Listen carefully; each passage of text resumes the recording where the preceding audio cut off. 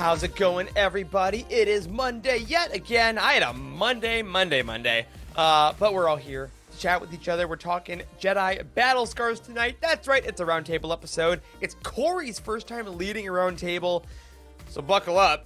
But before we do all that, of course, make sure you get your drink in hand. You're in your comfiest chair. Throw a blanket over your legs if it's cold. And Wes, if you would be so kind, God, punch it.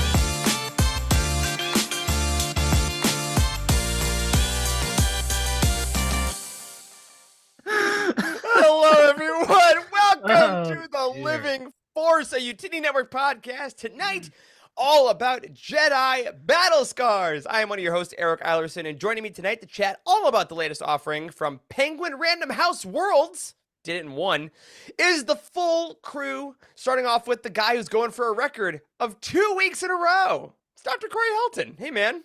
Hello, everyone. Apologies for really disgustingly just clearing my throat just then. I'm on a different computer in this hotel room, and there's a mute button on my laptop. There's a lower volume button, a raise volume button, and a mute button. I'm like, wow, that's really convenient right there. I'm going to use that right now while Eric is doing the intro, and it didn't do anything. So that's cool. I'm glad. That's why we test. Yeah, that's why we test. But you're here, man. I'm glad I'm here. This was a very strange series of events that led me here. My agency that set up this job for me at this hospital messed up and promised the hospital I was working today, and I'm not supposed to be working today. And I was like, shit, how am I going to make it to the Living Force? So I gave them the condition that I will work here again today if they will get me a hotel room for 2 nights rather than 1 night. So I got them to book it an extra night just for this show. Even though I'm not staying here, I needed to stay here longer than the checkout. So I got him to pay for another night, and now I'm going to leave after this and drive home in the dark. Hopefully nobody that works at the agency watches the show, because I'm probably not allowed to do that. But, here we are. I'm glad. Well, sacrifices have to be made, and you're chief among them, of course. We thank you for your dedication to the show, to the audience, and your dedication to Dr. Charles Hankel. Hey, man. What's going on, guys? I think probably everyone that's listening is thinking the same thing as me. What sounds does Corey make during the show that we don't usually hear? How often does he use that mute? Yeah, that one was up there. I clear my throat so much during the show. It's really problematic, and listeners are probably going to start hearing it now because we've talked about it, and they're going to be like, we want Corey off the show. they're not going to be able to stand to listen to it after this. Also, if Matt edits it all out for the audio listeners, no one's going to know what we're talking about right now. So go back to the video and see Corey just brutally clear his throat. But you know who would never clear his throat, because he's a professional in every part of his life, in his professional life, even in his private life, he's professional. Not a hair out of place, not a word out of step. It's Wes Jenkins. Hey, Betty. Hey, what's going on? Yes, I cleared my throat earlier, but I understand sometimes you have some phlegm in your system, and it's got to come out. Yet the tech will let you down almost always. So I feel you there, Corey. I apologize. I should have done that for you. I'm the producer, and I should have known that you were trying to clear your throat. Should have came to my hotel room and tested my laptop buttons. Why aren't you here, Wes? Well, everyone at home, everywhere at once. Not yet. We're working on it. Everyone at home, I'm assuming just because of psychology, you've already cleared your throat a couple of times, because that's how it works. I need to so bad. Also, don't think of an elephant. But if you're listening to the show, hello, welcome. I hope you're having a great week. You had a great week. If you're watching us on YouTube live or not, make sure you like the video, subscribe to the channel. Because if nothing else, tomorrow we got a video review coming out of the latest Star Wars book, which I'll talk about in a second, and on audio. If you haven't reviewed us yet on your podcatcher of choice, make sure you do so. because you might be listening to us on Star Wars Celebration weekend. Because y'all, that's this weekend. Oh my god, that's weird to think about. Yeah, that's this coming weekend, y'all. This weekend is Star Wars Celebration. Shit, I definitely did not realize that. This weekend. Oh my god. But how are you guys feeling about it? You got any FOMO about it real fast? Oh, yeah. No, it hit yesterday. Yeah. Yesterday it hit because everyone I know is on a plane right now that's going. Oh, my God. And I'm remembering how amazing last Celebration was. Charles, you weren't there. You don't know. Exactly. But, it was just... I'm fine. This is just the usual. Yeah, no, it's really hit me hard the last 2 days. I'm really, really sad I'm not going to be there. Yeah. Yeah, I don't think my ticket's actually sold. So, for real, I don't know. Got a couple days. You'll find out. PayPal on the 11th will either show up or it won't. Yeah, they told me I had to cut up the tickets and return them and send a photo, but I never got any tickets, so I couldn't do that. So, we'll see. We're gonna find out. Oh, hey, you know what we should do before we get into the show? Because this will already be out next weekend. We'll know by next show. Yes or no? Are we getting a Star Wars movie with a title announced on the Celebration stage? Dude, I freaking hope not. I'm saying yes. I'm saying yes. I'm saying yes. It's dead. It's dead. Oh, no. Guys, I'm not saying whether it's going to be made or not. Let's not be crazy. Okay. Will it be announced? Right. I'm saying yes. I don't know. I hate to be that guy, but I am genuinely tired of announcing films that get canceled. So I don't even want them to announce it until we get a damn trailer. That's not even enough. We got Patty Jenkins. No, we didn't. We got a teaser. Doesn't matter if we get a teaser. It doesn't matter. Have they ever announced a movie or a film at Celebration and it be canceled? Yeah, Rogue Squadron. Didn't they? I don't think so. I don't think that was announced. No, it wasn't. There was something. There was something that I forget what exactly. Anyway, we'll find out. I'm excited. All the panels start at 6 a.m. our time, so that'll be really fun to get up. Thursday? And see. Friday. Friday when it starts. Yep. Right. Gotcha. I'm off on Friday. I can do that. Yeah, you'll be fine. But most importantly, of course, what's going to happen before that is the Utini Bracket Madness, which is in the final as we're recording tonight. I do want to take a second here in all full-on transparency and legitimacy and say thank you to Amir on our team. Amir has been such a force throughout this. If you have tweeted about the Bracket Madness and have gotten a response, that's Amir. If you look at the graphics, that's Amir. If you are mad about anything about the Bracket Challenge, it's because of Amir. Legitimately though, this is easily the most socially engaging thing we've ever done. We got Pablo Hidalgo, Charles Soule, Kevin Scott, Kristen Baver. People are tweeting about this. It's in Slack channels of Star Wars actual people. And it all comes down to tonight, to the final. Wes, throw up that graphic of who's in the finals of Bracket Madness. I was shocked. In a great way for me personally. Light of the Jedi versus Rising Storm. Yeah. This is the championship. Yeah. I can't believe this. 2 High Republic books. It's insane, dude. Today I found out. I think it was this. I don't know if it ran today, but the Rising Storm beat out Revenge of the Sith. Revenge of the Sith novelization. Yep, that was today. And man, that shook me. And I was like, holy smokes, we're gonna get High Republic versus High Republic novel. Who's it gonna be? Who do you guys think it is? I think it's gonna be Light of the Jedi, man. I think it has to be. Can I give you a live update right now? I'm looking on Twitter. Yes. Okay. So as a reminder, real close. We voted on Twitter, Discord, YouTube, and Instagram. So obviously the numbers change as we speak. It is 50.4% to 49.6%. Oh my god! With 550 votes cast. Jeez. Wow. It's this is the tightest. This is gonna be the tightest race we've ever had, and it's the final. This is what you want though in March Madness. Yeah, for sure. Very interesting and fun. You want it to be fun and actually a real competition and not just that's the best book. Obviously, no landslides here. That's what Pablo tweeted today. It was just surprising to see 2 High Republic books against each other or something like that, which is awesome. Yep. I do think it's a bit of a testament to the number of people who jumped on board to High Republic, but haven't read a lot of the older books. I could definitely see, I do see, we see this all the time, and I have been seeing it for years, that new readers often skip novelizations because they don't know how good they are. Yep. So, I'm very pleased to see how much the High Republic has just performed. It's been fantastic. Yeah, and shout out to Amir also, who's been putting a lot of graphics up. Every time a book has gotten eliminated from the bracket, we've put up images with plot synopses and why you should read them. So definitely go back to our Twitter feed and check out all the books that made it pretty far, and find your next read. Like if you haven't read Revenge of the Sith, that was in the final 4 as a novelization. So check it out.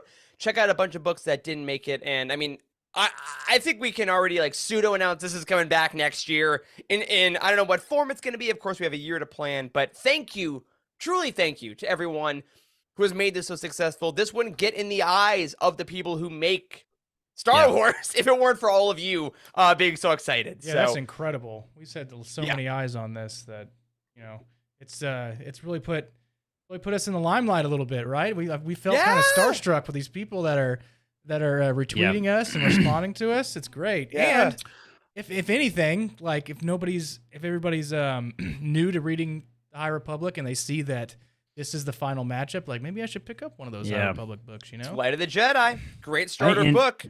I know it's not that big of a deal to get like retweeted by, somebody who we really look up to and stuff, but it is really validating in a lot of ways, and it's fun to interact with folks who are sort of celebrity status. And I don't know that we've ever not cool.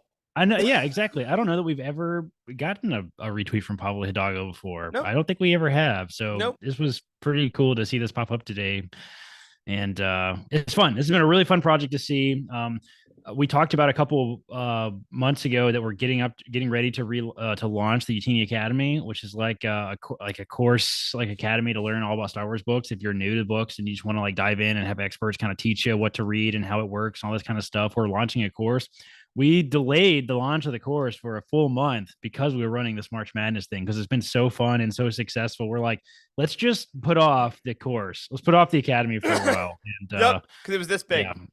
Yeah, exactly. So it's been fun. This has been a really fun project. One of the most surprising I think we've ever done that got as big as it did. I mean, I think our Twitter grew like 20% or something insane from this. So it's been fun for sure. Yeah. And if you've been enjoying it, again, throw on the follow on all the platforms. Like tell everyone else, hey, this was really fun. Did you follow the Instagram and the Twitter and all that? The Twitter. Oh my God, I sound ancient. Follow the Twitter. While it's there, or the Doge as it is today for whatever stupid reason. Anyway, thank you to everybody, and stay tuned. We'll know tomorrow who wins Book Madness, and I think we might try to, because Kevin, Scott, and Charles Soule are both going to be at Celebration, so if you see them, go congratulate them. Tell them, hey, you guys were in the finals of Book Madness. That'd be rad. That'd be pretty rad. Yeah, never mind. That's an official instruction. Please go to them and tell them that you love them in Book Madness. Now, I want to say thank you again to our Patreon community who makes everything we do possible, including the Book Madness. If you're not part of our Patreon, head over to patreon.com/Utini, where you're going to get a bunch of Star Wars archives coming up, because as we promised in the lead up to Star Wars Celebration, we're releasing a new episode to the public every day this week to transition to the new release schedule. If you remember, archives used to be on a 3-month buffer. That will now not happen. It's going to be 1 month every episode that comes out. So make sure you're downloading all of those. Go check out the Patreon event that Corey and Emma did recently as a little holiday special celebration. And of course, make sure you go to the Utini Cosplay channel on Discord and tag your tweets Utini Cosplay to show us how much you love all your cosplay creations. All right, no news this week, which is fine because next week we'll probably have a lot.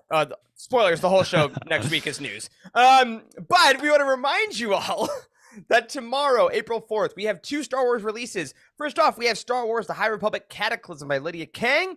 We'll be releasing our written interview on the site, a written review on the site, and a video review on the site, as well as an interview I did with Lydia Kang last week. Not a spoiler, one of my favorite interviews I've ever done. And as a little tease, Lydia Kang's also a practicing physician. So that's rad. She was very excited to hear that. We have 2 on this show as well. So definitely go check that out. She's wonderful. Check out her book. And The High Republic Quest for Planet X, the middle grade novel by Tessa Gratton, comes out tomorrow as well. If you're getting both, read that before Cataclysm. Not that it's a huge deal, but read that beforehand just in case. All right. Before we get into Corey's first ever roundtable, fellas, we had three episodes of Star Wars television technically come out last week, and I just want to get your briefest of thoughts, just to kind of let the kids know that we're hip, that we're keeping up on things. Starting off, the Bad Batch season 2 is over. That's right, everybody. You only have to watch one episode of TV before work every Wednesday now. We were very high last week on where the Bad Batch was going by the end of the season. We like the upward trajectory. Basic question, fellas. We'll keep it short. Did the finale land for you? I've been working 12-hour shifts every day since then and have not watched it. So there's that. Man. Wow. All right. Corey's out. Or Mandalorian. I haven't watched Mandalorian either. I know. Okay, well, as Eric would say, stay off of the Twitter. I know. I will. That's right. Yes. Wes Charles. Yes, Wes. It landed for me. I've heard it land excitement, hard. tragedy, cliffhanging, all that stuff. I loved it. Yeah, I agree. Definitely landed really well. They know how to stick a landing, even if the route to get there sometimes feels a little circuitous. They knew what they were doing here, and I want Corey's live reaction. Absolutely. Bad Batch season 2 finale easily landed for me. I think it's the best of the season. I think you probably could have cut half the season out for me personally.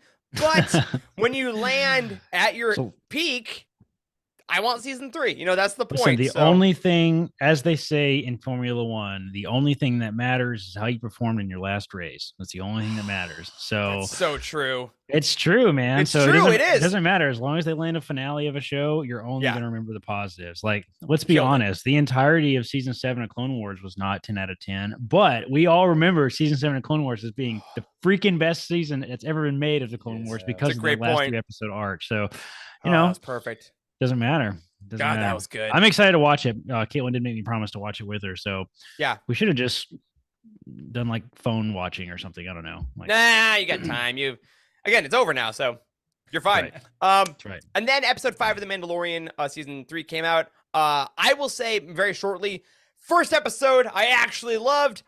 I'm in. Heard that. Took them half the season to get there for me, but it sounded like characters saying dialogue, and the direction was like a good show again, and I was like, yeah. Who wrote the episode? Who's the director and the writer? The director is Peter Ramsey, who actually was one of the directors on Into the Spider-Verse, hilariously. So good resume there, and the movie's fantastic. It was so good. I love it. I can't wait for the next one. Yeah, loved it. Finally loved an episode of The Mandalorian. If you haven't seen it, spoiler alert, Tim Meadows is in it. Yeah. That was the only part I didn't like, but I'm glad for you, Wes. Oh, man. Took me out. But because he's such a well-known comedic actor. I mean, he's the ladies' Mandalorian. Yeah. Anyways, loved it. Charles, what did you think? I loved it. You guys know I was already pretty high on this season. The episode prior to this one, though, was the one I enjoyed the least. This one put me right back where I wanted to be. I had a great time. New favorite little character is the Ugnaught with the red bandana. Love that Shmi? guy. And the Shmi? Or Smee. I call him better Smee. Not be Shmi. No, sorry. That's a different Star Wars character. You're right. My bad. That's unacceptable. Yeah. Really, it was a great weekend. Great week of Star Wars TV. I hope. It seems like they're going to keep going that way now. There's only 3 episodes of Mando left in the season, which is weird. But hey, you know what? We got there. We're in a good spot. Yeah, for sure. All right, we've gotten all the good vibes in. As Corey said, he was very busy, but he put in the work to put together his first ever roundtable. So after tonight, we'll all have done one. So That's Corey, right. Without further ado, take it away, man. Let's talk about Battle Scars. Right. Full spoilers. Yes, absolutely full spoilers. If you have not read the book, you're going to get it ruined for you. If you don't want to read the book, then we'll give you a good synopsis of what happened and what you missed. Welcome. So, welcome to this thing. So let's run through kind of a brief plot synopsis. Now, we wrote this in the format of kind of like, here's the major point that happened, and here's some details about that point. So I got like 7 or 8 big major things that happened in the books. I'm just going to run through them all real fast, and then we'll dive into sort of our overall thoughts, kind of what we usually do. Our standard format for these sort of roundtables is like how did you read it? What value did this add to canon? We used to spend a lot of time talking about, was this book good or bad? How did we rate it? What was our personal score? And we've kind of really shifted our goals to this a lot of now we're just trying to figure out, you don't have to love every book and rate every single book a 10 out of 10. You just have to understand what value that it brings to the timeline, which is kind of what we want to do here. So without further ado, let's dive into this plot synopsis, starting with the very beginning, where Cal and the Mantis crew infiltrate the that big bounty hunter base, right? So the novel starts with Cal Kestis and the rest of the Mantis crew attempting to infiltrate a bounty hunter base located in a collection of asteroids, and they work together as a strike team, with Cal and Marin handling infiltration, which was a fantastic scene in the book. Sear. There you go. Yes, I listened to the audiobook, but I read that as I haven't read the words too often. So Sear providing technical assistance and Grease acting as the getaway driver. Marin struggles with damaged connection to her Night Sister magic. Marin, who's obviously a Dathomirian Night Sister from the first Jedi Fallen Order game, is dealing with a weakened connection to her Night Sister magic, her green flames, if you will, and is mourning the loss of her people. And this affects her ability to use her powers kind of out throughout the entire book. And we kind of see her come to terms with that. They pick up an Imperial data analyst. I'm not going to be able to say this, even though I heard it in the audiobook. Shelwinar Fretherin. I remember Fretherin. Yeah. That'll do, yeah. Captain. That'll do. Wild name. They pick up Fret, who defected to the Mantis crew during the infiltration. The crew, they pick up this Imperial data analyst, and she claims to have defected from the Empire. She's a Kashiri, who is a purple near human race, rarely found really outside of books and comics. It was pretty cool to see this character brought to life kind of in this book. So Marin and Fret's relationship is characterized by an intense sexual chemistry. As they develop this strong emotional bond, Marin finds a sense of trust and support in Fret, which allows her to feel more comfortable exploring and understanding her abilities and the problems she's having with her magic. And this connection that they have really helps Marin confront her doubts and her fears, and ultimately kind of gives her better control over her powers. And this book is real steamy, guys. Some might even say too much so. Was that one of the purple aliens that you just pulled up? Yeah, this is Kashiri. This is what a Kashiri species looks like. Just that does not look like humanoid. A dusty lilac throat to me, but whatever. To each their own. Direct quotes. That's right, direct quotes. Kiris Lar, who's another character in the book. Kiris Lar tasked the Mantis crew with obtaining this powerful cloaking device called the Shroud, which is a fantastic name, by the way. Fret introduces the Mantis crew to Kiris Lar. Kiris Lar. This is a wealthy Umwadi who supports rebel causes, allegedly. Kiris informs the crew about the Shroud, which is a powerful cloaking device that can make a person invisible. The crew then agrees to retrieve the Shroud schematics and prevent it from falling in the Empire's hand. So that's a big thing that happens kind of with Kiris Lar. The crew then travels to Mercana to retrieve the Shroud schematics and a unknown Jedi relic. All right, so the Mantis crew heads to the outer rim planet of Mercana to obtain the Shroud schematics and a Jedi relic called the Circlet of Suresh, which I believe is from the KOTOR game, is what I read, I think, online, which is pretty cool. During their journey, Marin and Fret develop this passionate relationship, which we kind of already mentioned, which helps rekindle Marin's abilities. So that all happens kind of on the way to Mercana. Cal then discovers Fret never actually defected from the Empire. It's a major plot point. Cal uses his Force Echo ability. Remember in the game, he can like touch something and you get that classic Force ability where you like remember psychometry. Visions. Yep, it's like Quinlan Voss, baby.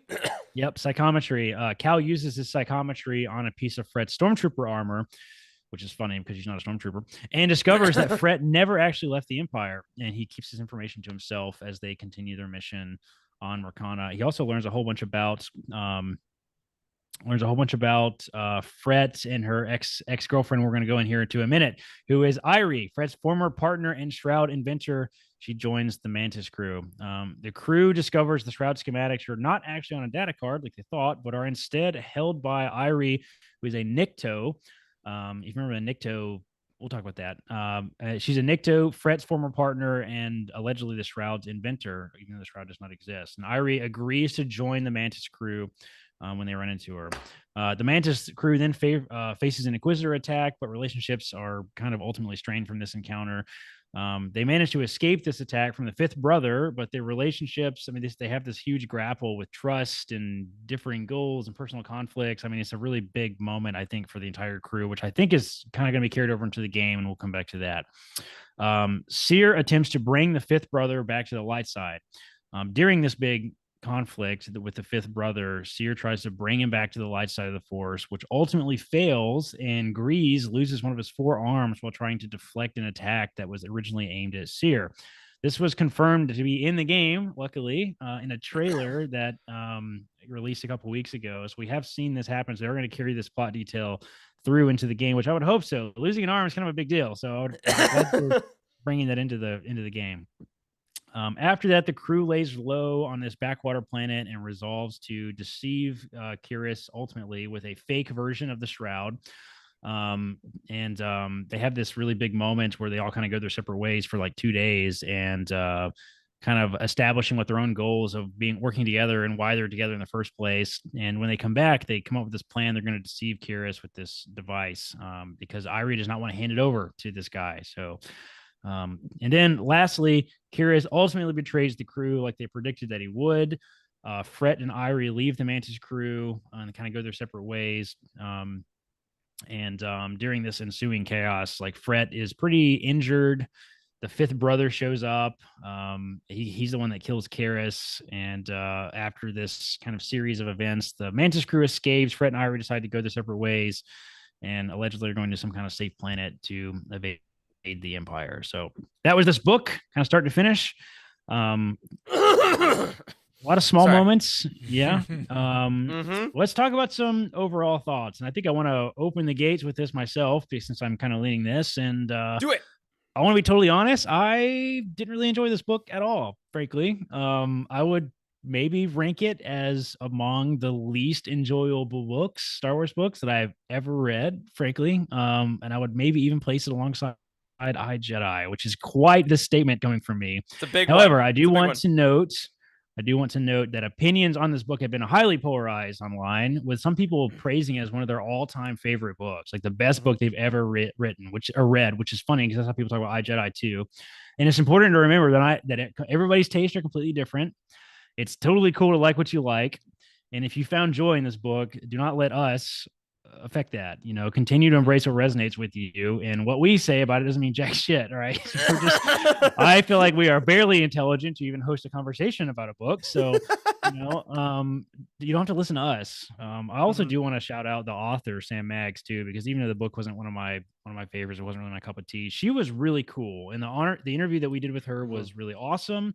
And I really want to emphasize that any critiques that I may, or maybe any of us have, are certainly no reflection of her and should not be interpreted as personal criticisms of her, because she's awesome and does a lot of really cool stuff in the LGBTQ space and lots of things. So she's really cool. You don't have to like somebody's book to like the author, though. So here we are. So big questions I guess I have for you guys. The big three are: how did you read it? Like, what was the format in which you read it? Overall, how did you feel about it? Did you like it or not? I want to know what value you feel like it added to canon for you. And I want to know kind of the things that are in this book. What are you most excited to talk about? Because I think that's really what we want to have the conversation about. Eric, why don't you go first? Sure. So I read this mostly physically. I did a little audiobook near the end, but just for reviews, like I try to do as much physically as I can to start out just for timing.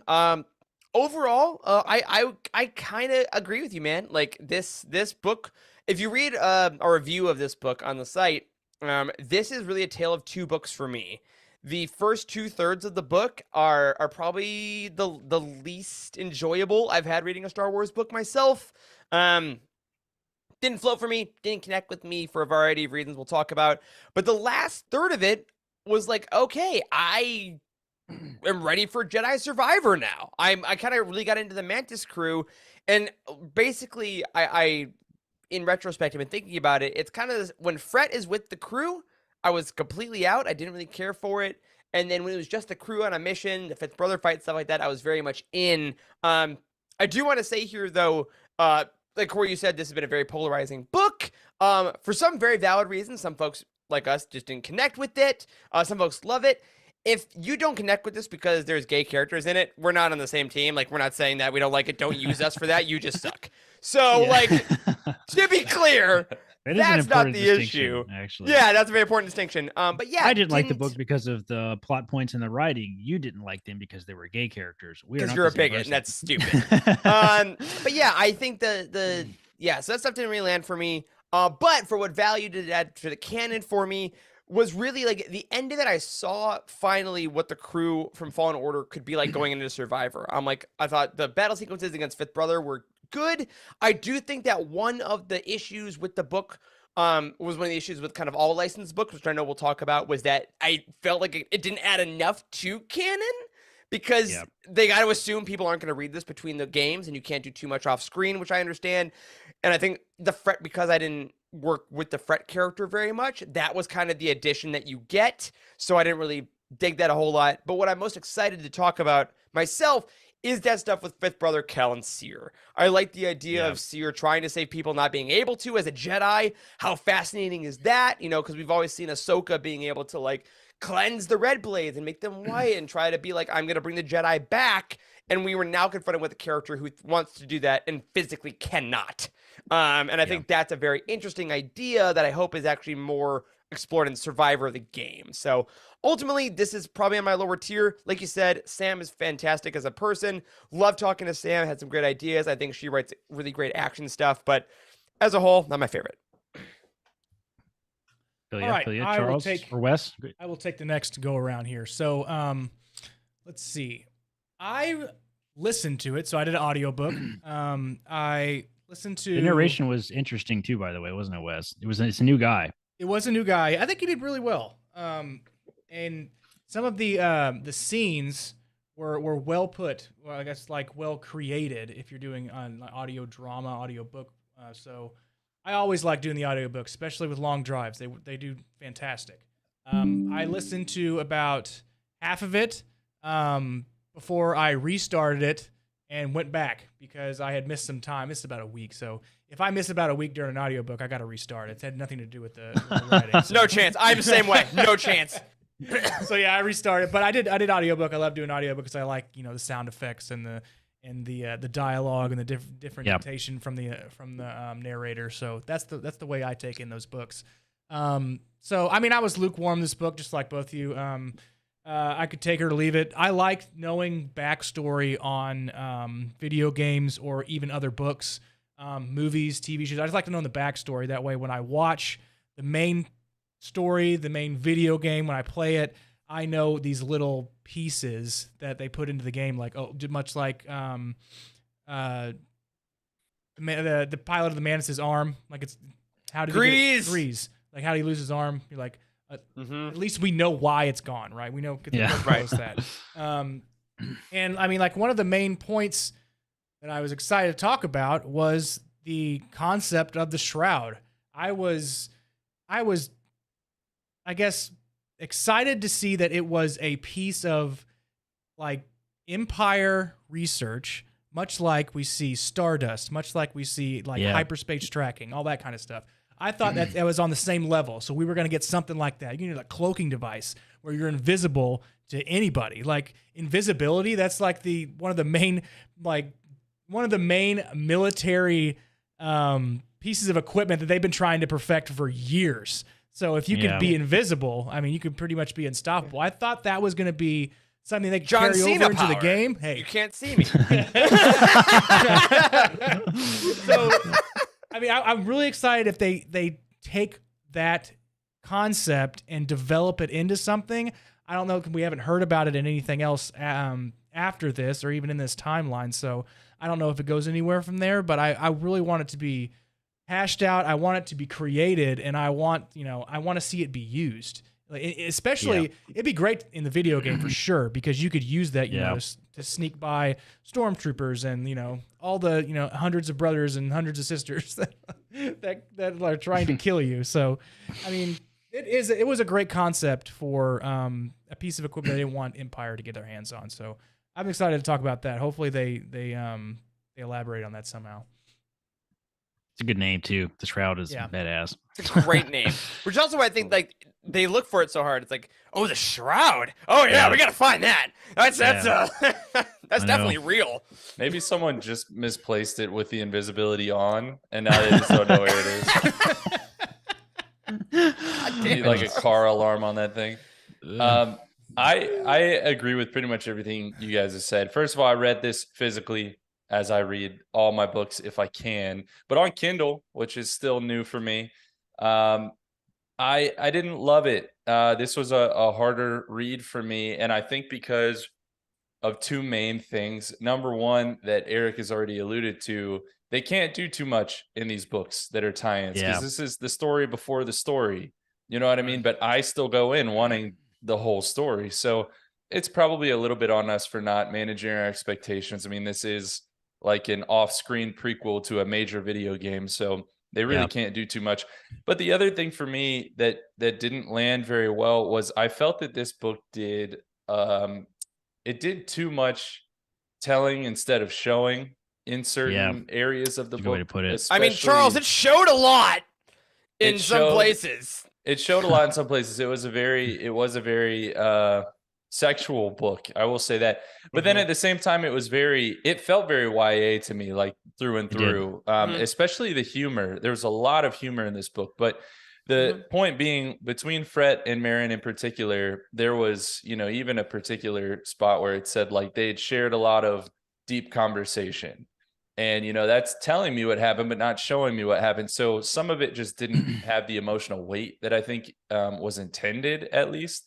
And there probably just wasn't time. That was probably, the story that maybe, someone really wanted to tell. But at the same time, you also have to develop all these other characters and all of that for the game itself. So that's kind of how I felt about that. But the value that it adds, I do think to a degree, I have a little bit of a deeper understanding of everyone's motivations, like individually, that's part of the Mantis crew headed into this game.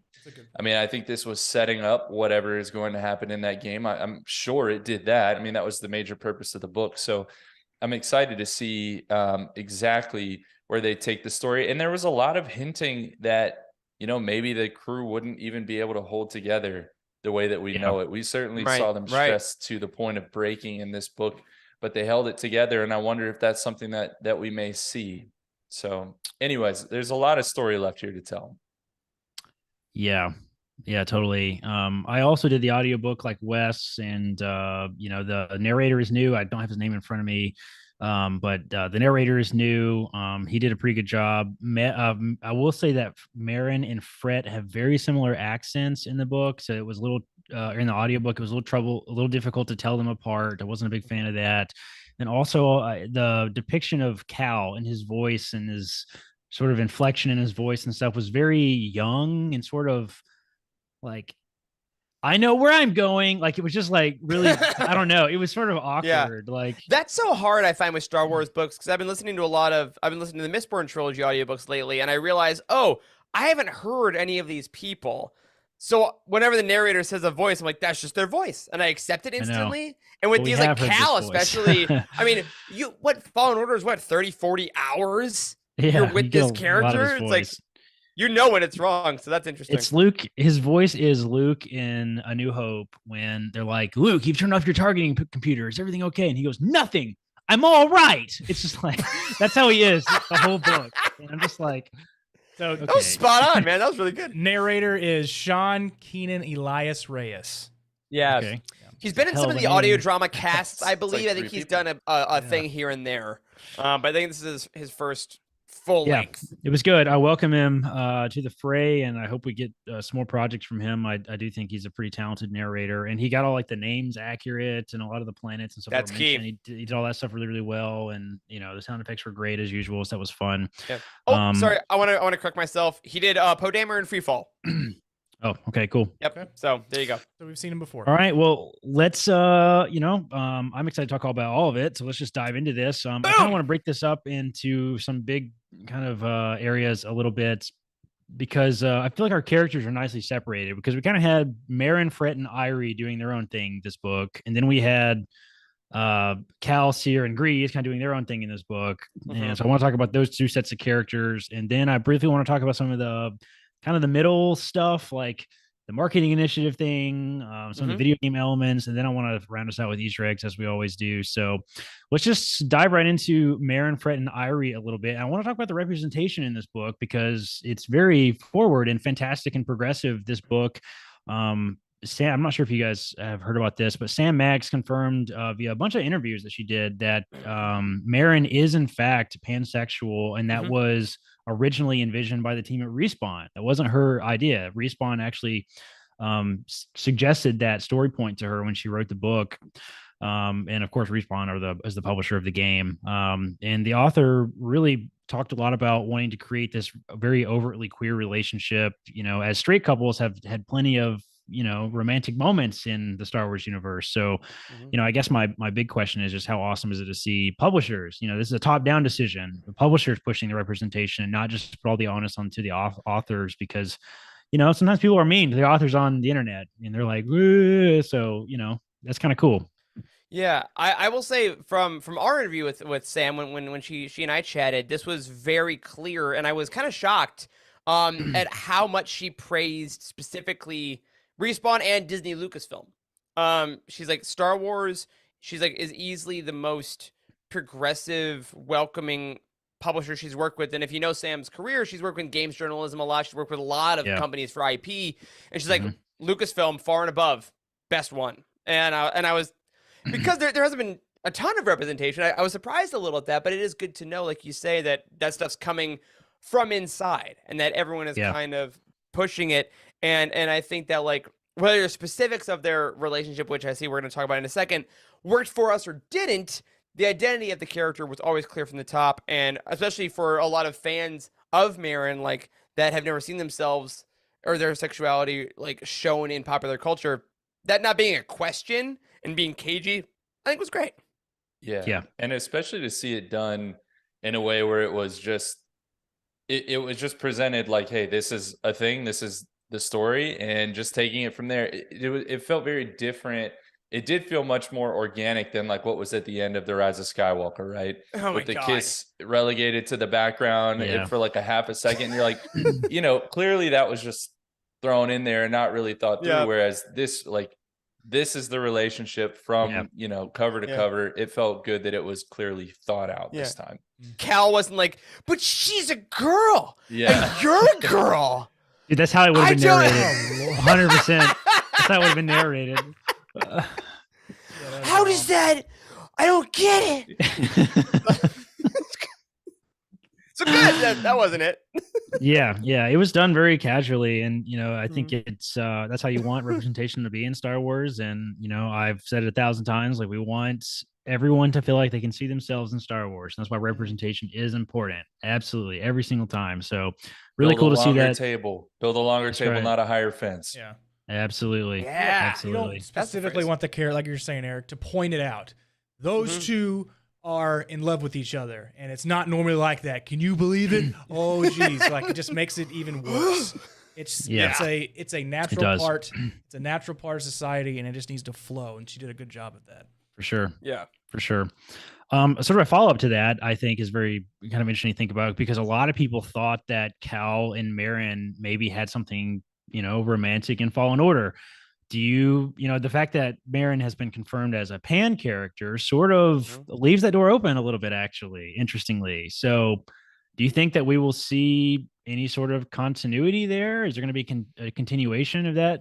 Maybe the little spark that is possibly there. I mean, Fred even pointed it out in this book that, hey, you and Cal, huh? You know, like, after they had their thing. So I don't know. What do you think? And Cal thought it. Cal had some inner monologue about it. Of like, that's true. Oh, I thought. Maybe. Maybe not in this.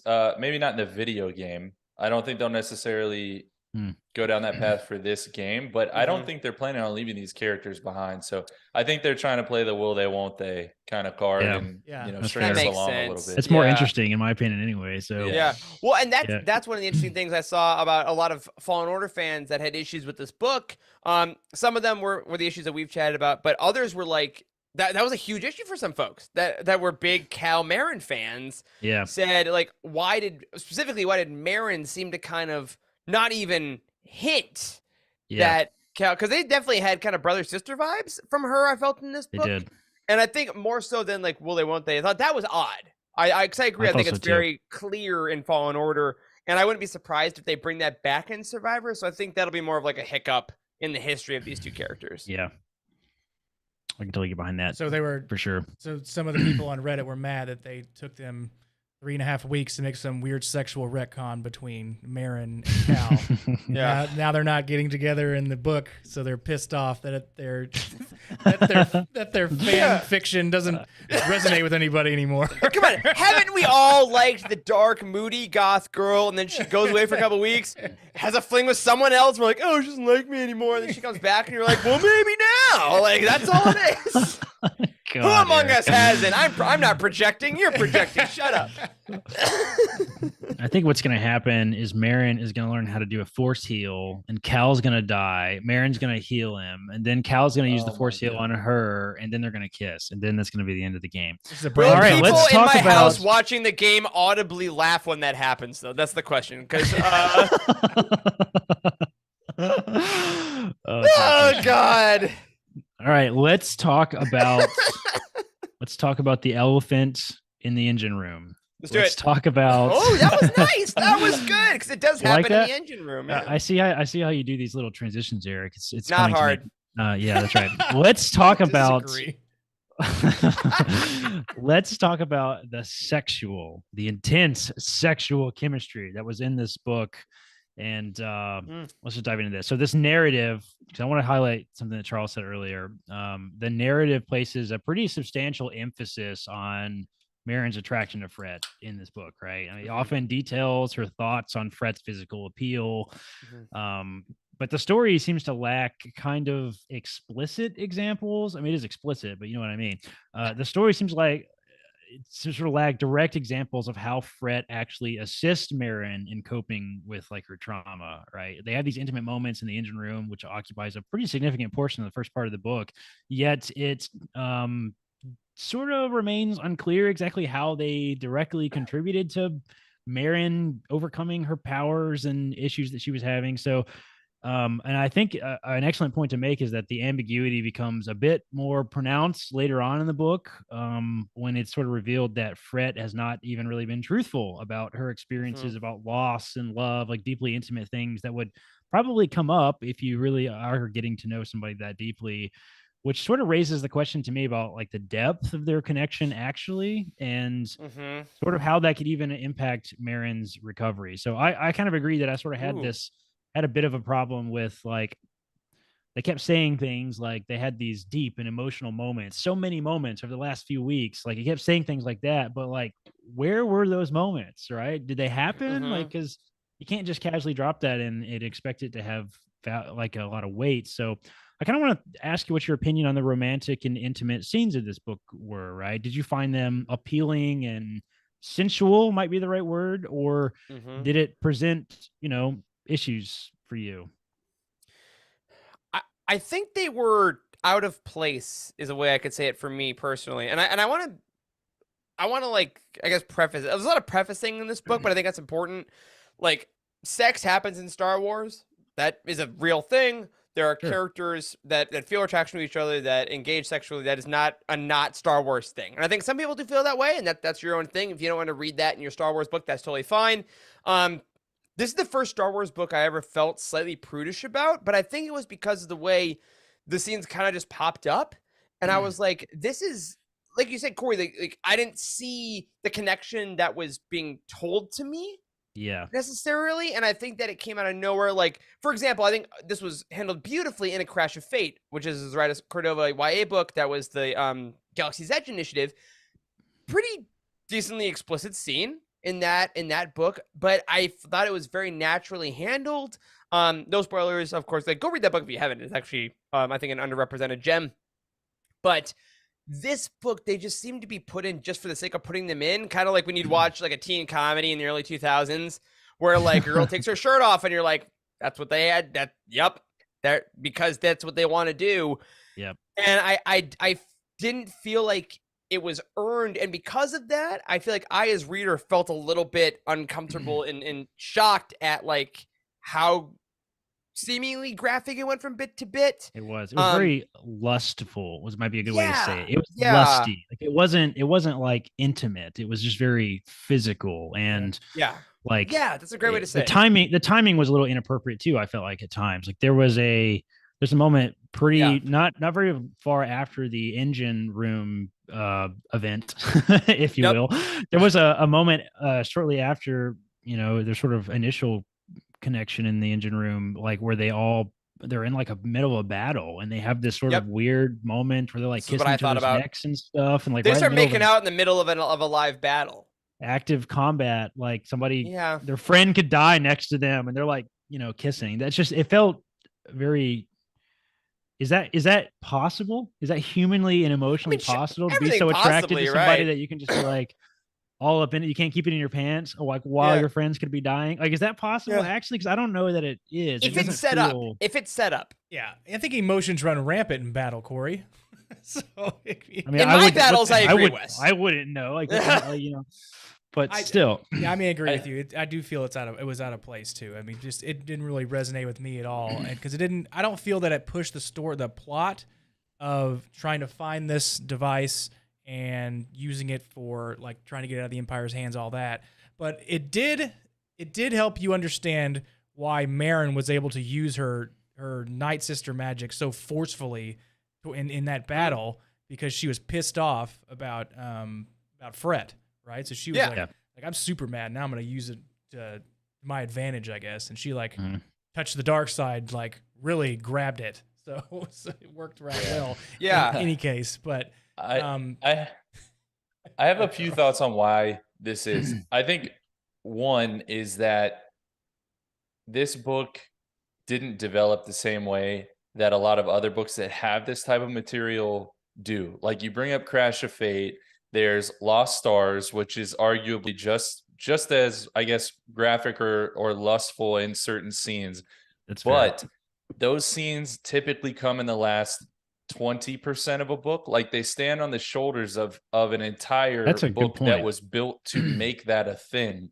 Whereas it happened in, I want to say, the first 20 to 30% of this book. So it felt fast. It felt like it wasn't standing on the shoulders of much. It felt kind of sudden. And then we were just moving on, and this is a thing now. So I think that was part of it.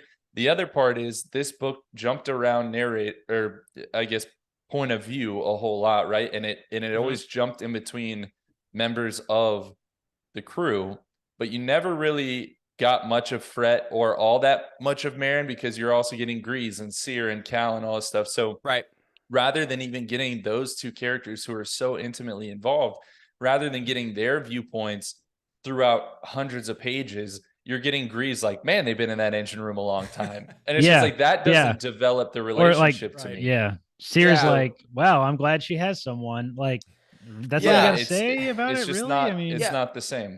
Well, I think that's also one of the larger issues that I have, and I see now, I scrolled down, this is going to be a thing we talk about later, but like, when Fret and Merrin's romantic scenes were being written, I felt that the descriptors of the world and the reality of the other characters seemed to take a step back in order to facilitate it. Because I think that in order to put these scenes in the book, certain like characters needed to, like you say, oh, what's going on in there? Like, intelligence has to drop, certain things have to happen in order to ignore what's happening, or like in order to buy Merrin and Fret's instantaneous lustful attraction, like certain things just had to come out of place. And I felt like the writing as a whole kind of focused so much on how hot or steamy this particular thing was, and the rest of the plot, I don't know if it's an editing thing, I don't know if it's a storytelling thing, but just didn't seem to also go forward. It was just kind of waiting until the scene was over, and then it moved later. So it was a little like jarring every time it showed up. That's fair. The only other thing I'll say is that some of the writing itself, the word choices themselves were a little odd. They felt thesaurus-y, like, if that makes sense. Like you couldn't think of a word, so you had to pick a different word with the thesaurus. Like, my favorite line that I wrote down, because it's legendary. Yeah. So that's a nice way to put it.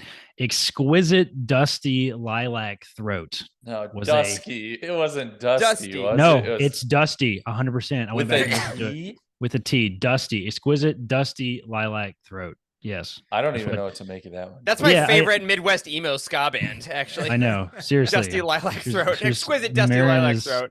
Marion is talking about Fred's exquisite Dusty Lilac Throat. What? It's rough. What? I mean, I don't know. Okay. Yeah. I think my wife and I listened to it together, or I made her listen to the scene because she was kind of getting on me, like, because I was sort of complaining about it, and my wife, she's like, just being kind of sexist, and it's just like, you're just a man. Men don't know what romance is, blah blah blah, and and I've like made her listen to it, and she's like, you have to turn this off. this is like teen anime is how she described it, which is a pretty good way to put it, which also strikes me a little bit, which is the thing I want to kind of shift gears with a little bit here, is that maybe that's why we didn't get it, right? And there's a lot of people online that totally do get it. If it, like, just as anime has this really intense emotional depiction in the way everything is depicted sexually as well, there's a lot of sexual or like eroticism in sort of anime material. Like, there sure is. Yeah. I mean, that's a key part of that sort of medium, right? So like, and I'm not really into anime. I don't really like it. It's not really my thing. So like, I can see why maybe this would sort of resonate with that like crowd a little bit, that culture a little bit. So, it wasn't for us. That doesn't mean that it's bad or good or anything. It just means that it wasn't for us. So the last thing I kind of want to touch on this is like some of the things we already touched on a little bit, which was Marin's sort of development. So I think we're supposed to see her develop through this. Like that was the whole point, I think, is we see how she overcomes her, I don't know what she has, her problems. I don't know, her inability to activate her force powers, basically, right? Like, do you think that this occurred? Did we accomplish that? Like, do we better understand Marin and her development now after all of this? I'm not really sure we do necessarily. By the end, yes. But I think that's not because of everything we've discussed so far.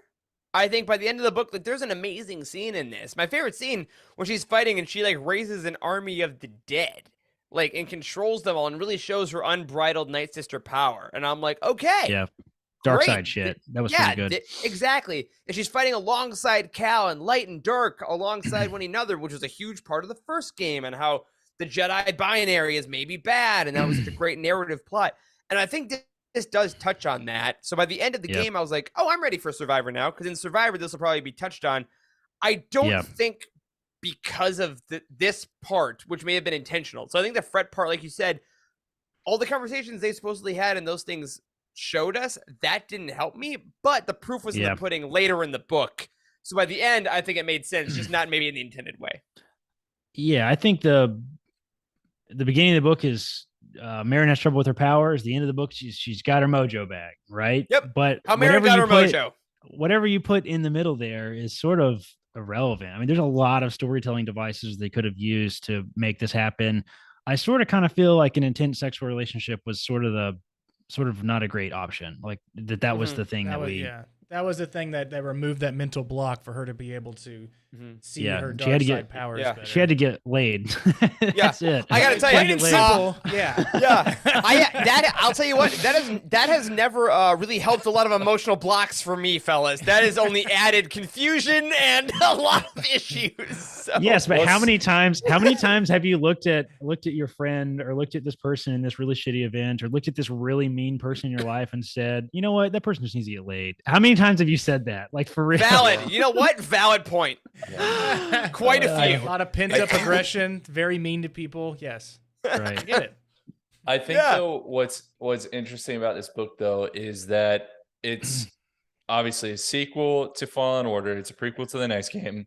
And it solved a problem that it presented within itself about a character, right? So it kind of feels very circular by the end, because at the end of Fallen Order, Marin was a badass, like using, all of her powers, all kind of stuff. In this book, yeah. she lost it, got it back. We go to the next game, and she's in the same spot as she was at the end of the I first know. game. Yeah. So it's Yeah. like, it's kind of like it is character development, but it's just it ends us up at the same point. Yeah. If I try to do a partner combo with Marin in Survivor and she's like, I'm just not feeling it, I'm gonna be like, yo! No! Exactly. I can't wait for those partner combos. Side note, every time I see a video of like that They dude look like really good. rolling over Cal's back.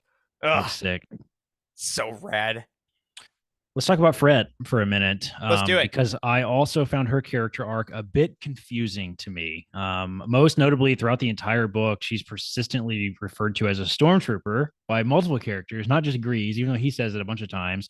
She's referred to as a stormtrooper, even though she's not one, right? Yeah. Instead, she merely like put the armor on to blend in on the ground because she's actually an analyst, and that was revealed very early on in the book.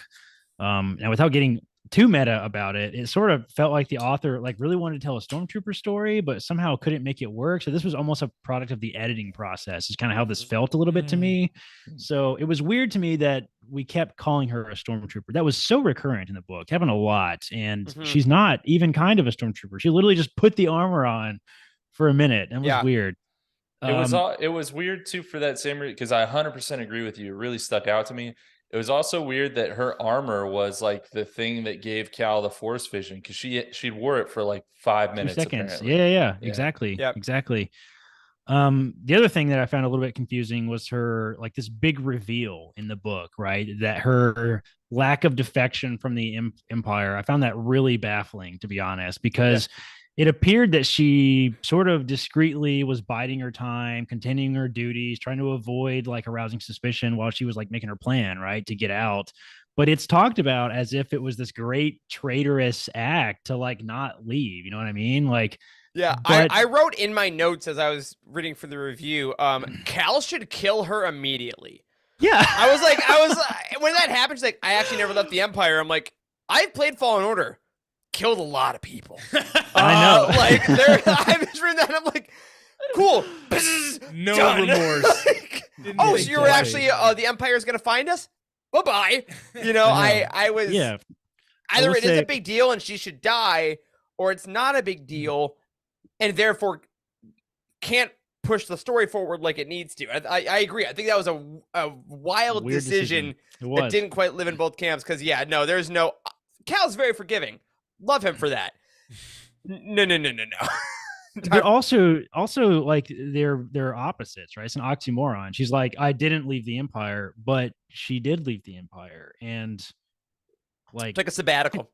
I don't understand like what it is. Like, why couldn't she have just been like, hey, so while I've been in the Empire, like why wasn't this part of the plan? Like, I've been part of the Empire, so I still have these codes, are still actively changing. Just confusing. I'm still getting the comms. Like, that's all she had to say. That was part of the plan. Like, I don't understand. I think it just fell flat for the reason that you're saying. I mean, because at the end of the day, there was an easy explanation, but there is, the writing exercise where you ask yourself, like, hey, what is the hardest thing that this character would have to learn right now? And for Marin in that moment, it would probably be that Fret is not who she said she was, and that she was still with the thing that her crew was trying to bring down. But it was so short-lived, and it was so kind of anticlimactic, because in literally the next scene is when they're kissing in the hallway again. So like there was, so even though you presented this big problem that was supposed to be very impactful, there was a lack of impact. It was like a bombshell dropping, but then it was defective and didn't go off. It just stuck in the dirt and just sat there. And it's like, oh, but I don't. Why did we go through this? I didn't actually break up with my boyfriend, but you still want to make out? And I'm like, well, I guess. I don't. I mean, I really do not like that the plot device that they use for that to happen was just pure lust to me at all. Like, if we were to, this is a little dicey to bring up, but if we were to add in my opinion, a male-female relationship with this, where the male is the one who can't keep it in his pants, I think it makes it a little more clear to me that gross, like, this is problematic, right? Like the male guy and this hot new, possibly traitorous woman, purple woman, as she's like described as many times. He's like, oh, I gotta betray all my friends because I'm so horny. That's like you and Icky Gross. And that's like very obvious. And maybe I can visualize that a little bit better because I'm a straight white male, but like it's problematic to me. Their entire relationship is very problematic. They just welcome this person that they don't know anything about to the ship, and they start doing it. That's a problem. Yeah, I mean, it was it's very love at first sight, lust at first sight kind of thing, where you had to like, we basically had to buy into it immediately. And I know 4 of us didn't buy into it immediately, and there's probably some others that didn't buy into it either. But I mean, getting into Fret's story, like I feel that we didn't get the explanation of why she said she left the Empire and then she said, "Oh no, I'm still with the Empire." Like there should have been an extra couple pages of explaining of why she felt she needed to do that. The explanation that she gave was that she was afraid to leave, so she needed to figure out where the Mantis crew was, and that she had to get more information and make her plan, which is all perfectly valid reasons to stay Empire, like to make it, but at that point you're not really in the Empire. Like if you're planning your escape, you're already just say you're a double agent. So, just say that. Yeah. And I think that's one of the weirder things about it too, is that all the other characters should have had more questions, and they kind of do to an extent, because we're told in Fallen Order, like we see the crew come together, and they are intelligent people, all of them, and it's been a couple years since Fallen Order. We were told, you know, they've been on missions, they kind of know how this goes, and that was one of my issues where whenever Fret was concerned, the narrative as a whole took a backseat for convenience of like lust or whatever it may be. Like Seer and Grease, as the characters we have been told in Fallen Order, and the characters that I do believe are written later in the book, are not that forgiving or blind or, you know, to go along with this kind of thing. And I think that's where the incongruence makes it confusing. Like it's not just the sexuality stuff. It's not that it's overly lustful. It's that that event causes other characters to act outside their nature, aside from them, in order to allow it to make sense. Yeah, because Corey, you asked that, or you kind of provided that hypothetical about what if it was a male character who, and I don't have an answer to this, but just to throw this out there, who is like the most sexual male character in all of Star Wars? Lando Calrissian. It's Lando, right? And I could see Lando doing a lot of these same things, and I don't know that I would feel as rebuffed, not because he's a male, but because oh, that's Lando. So maybe a bit of it is just that we don't really know Marin all that well. You know what I mean? Like which is ultimately once it's established that someone acts that way or whatever, it's like, okay, that's who this character is to a degree, and we can kind of peel back the layers. But Marin's still relatively new to everybody. She is, and that's actually a point. I don't think I have it in here, but I'm remembering that I wanted to bring this up. Is I don't know if you guys have seen me talk about this in our gaming channel and Slack, but I have always sort of complained about the narrative, characters driven story in Fallen Order, like because I don't think that any character in the entire game besides Cal basically has any personality or special features at all.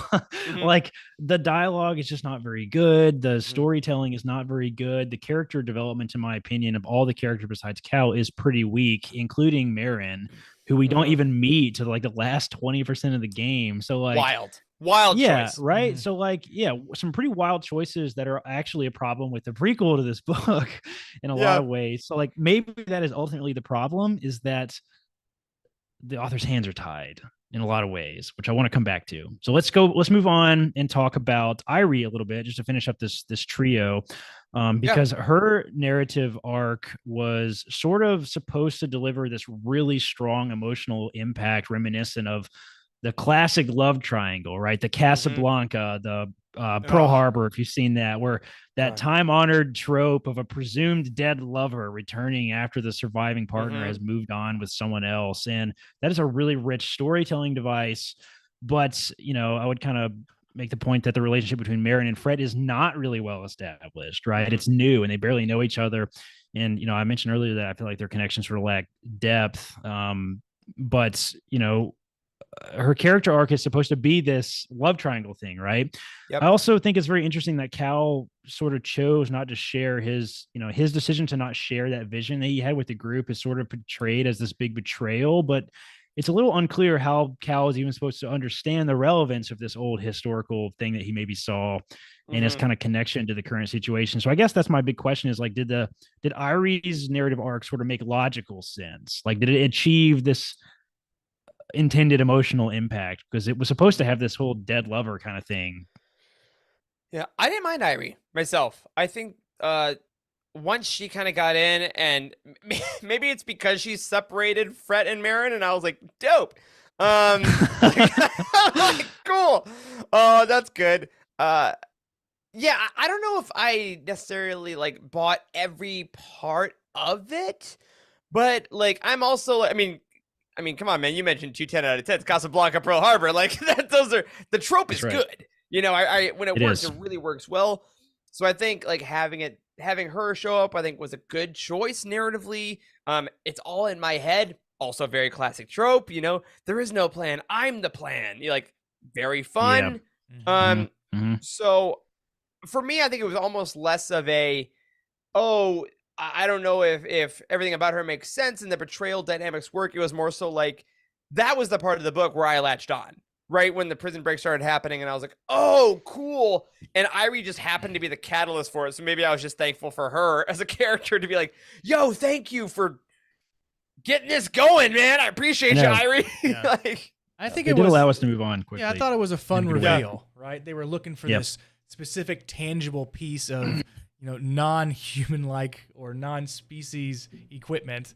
Like, we're trying to find this. This is the shroud. This thing right here. It has the schematics on it. And they open the cell door and they go to it and they're like, that is a creature inside there with a beating heart. And you're just like, oh, wait a second. That is the person. Like, and you're just like, oh, well, who is this person? It's like, that is Fret's long lost lover. And you're like, what? I mean, it was fun. Yeah. That's a fun thing to put in there. So I'm not gonna criticize it whatsoever. Listen, they did spend way too much damn time standing there talking about the situation while freaking alarms are blaring. And people are breaking out of behind jail. bars. I do want to say when they said her name was Chell something, in the before we found out she was a Nikto in the flashback. Oh, it's Chell. I was like, Chelly Afra? Yeah. I thought she was bringing Afra into the story. God. And I'm like, of all the names, because Irie was eventually the nickname, but to do Chell and Chelly Lona Afra is her full name, I was like, so I was like, that, come on, guys. Close. Really, another Chell? I mean, it's a big universe. It's a big universe, but it's a small universe. That's true. But it's big and small. But I liked Irie as a character. Where her story actually fell a little flat for me was how the Shroud was never an actual thing that existed. Like it was a premise at most, and it was like, so why was Fret like trying to divert people from discovering her, and why did she get imprisoned if this thing never even existed? Like that fell a little bit flat to me. It still doesn't exist. She never actually built it. Like, yeah, she was just some lightsaber parts. Just Tony Stark built this in a cave. The box is scraps. The box is scraps. It's fun. It feels like it's just an idea. Like, I come up with great ideas in the shower. You know what I mean? But like no one's gonna come bust me out of jail. Really good idea. It's a really good idea to build an app. All right, we're gonna build an app, and all we gotta do is get a developer. I don't know anything about coding. We're gonna build an app. All right, that's fantastic. Now everybody, now you're gonna have the SWAT team. You have a SWAT team come through your windows for that idea that just came out of your mouth. Oh man! All right. So all right. Cool. Well, let's move on a little bit. My video is lagging like crazy. I'm not sure if my audio is still good. You look fine. You're lovely. You're great. All right, cool. I can't see any of the video on my end. So never stop me. Just fake it. Just fake it. All right, let's move on from the Marin, Fret, and Irie trio love triangle to talk about some other things. And I'm sorry we kind of hung up so long on this whole romance arc thing. I hope we didn't beat a dead horse too hard with that, because I do think it impacts the rest of the story. It's a lot of the book. Like we're talking about, it is just page count. It's a lot of the book. That's a good point. Let's talk about Cal, Seer, and Grease a little bit, because I think, like I said, this character kind of separated a little bit. And this is funny enough, this is how it feels in the game too, the first game. Like, because you pick up Marin so late in the game and she like barely plays any part of the story. Is she even in the final sequence actually? I played it once. She is. I don't remember. The whole Vader stuff. I don't think she's in that stuff at all, is she? No, she's not. Cal running for his life. That's right. Yeah, she's on the ship, I think. She's not even in that. She's just twiddling her thumbs on the ship, right? So yeah, weird story choice. The first game. I stand by that. That's right. The plants were talked about so many freaking times in this book, by the way, that just kept getting brought up. It's because we spent so much time collecting them. Gosh dang it. We're going to come back to that in a minute, too. All right, let's dive into Calcier and Grease, because their stories develop in ways that really sort of challenge their relationships and their sort of beliefs about themselves and why they're even working together. Cal really grapples with his trust issues, especially when it comes to Fred. It turns out that was validated, by the way. But he navigating his sort of role as a leader within the group. There's a lot of leadership self-questioning throughout the book. Seer, on the other hand, is driven by this desire to preserve and revive Jedi teachings, which is kind of new in my opinion as well. That wasn't really highlighted in the previous stories. Grease is portrayed as this character who is really loyal and caring, and that's showcased by his decision to, kind of dive in front of the bullet, if you will, with when Seer was fighting the fifth brother and ultimately lost his arm in that process. And sure did. As this story unfolds, these characters face a lot of massive challenges and disagreements that ultimately sort of leads them to question their purpose, right? Their motives, even participating in this, and that, that tension is sort of partially resolved when they spend that 48 hours on the backwater planet, which was a cool story device. Actually, I think I like that a lot.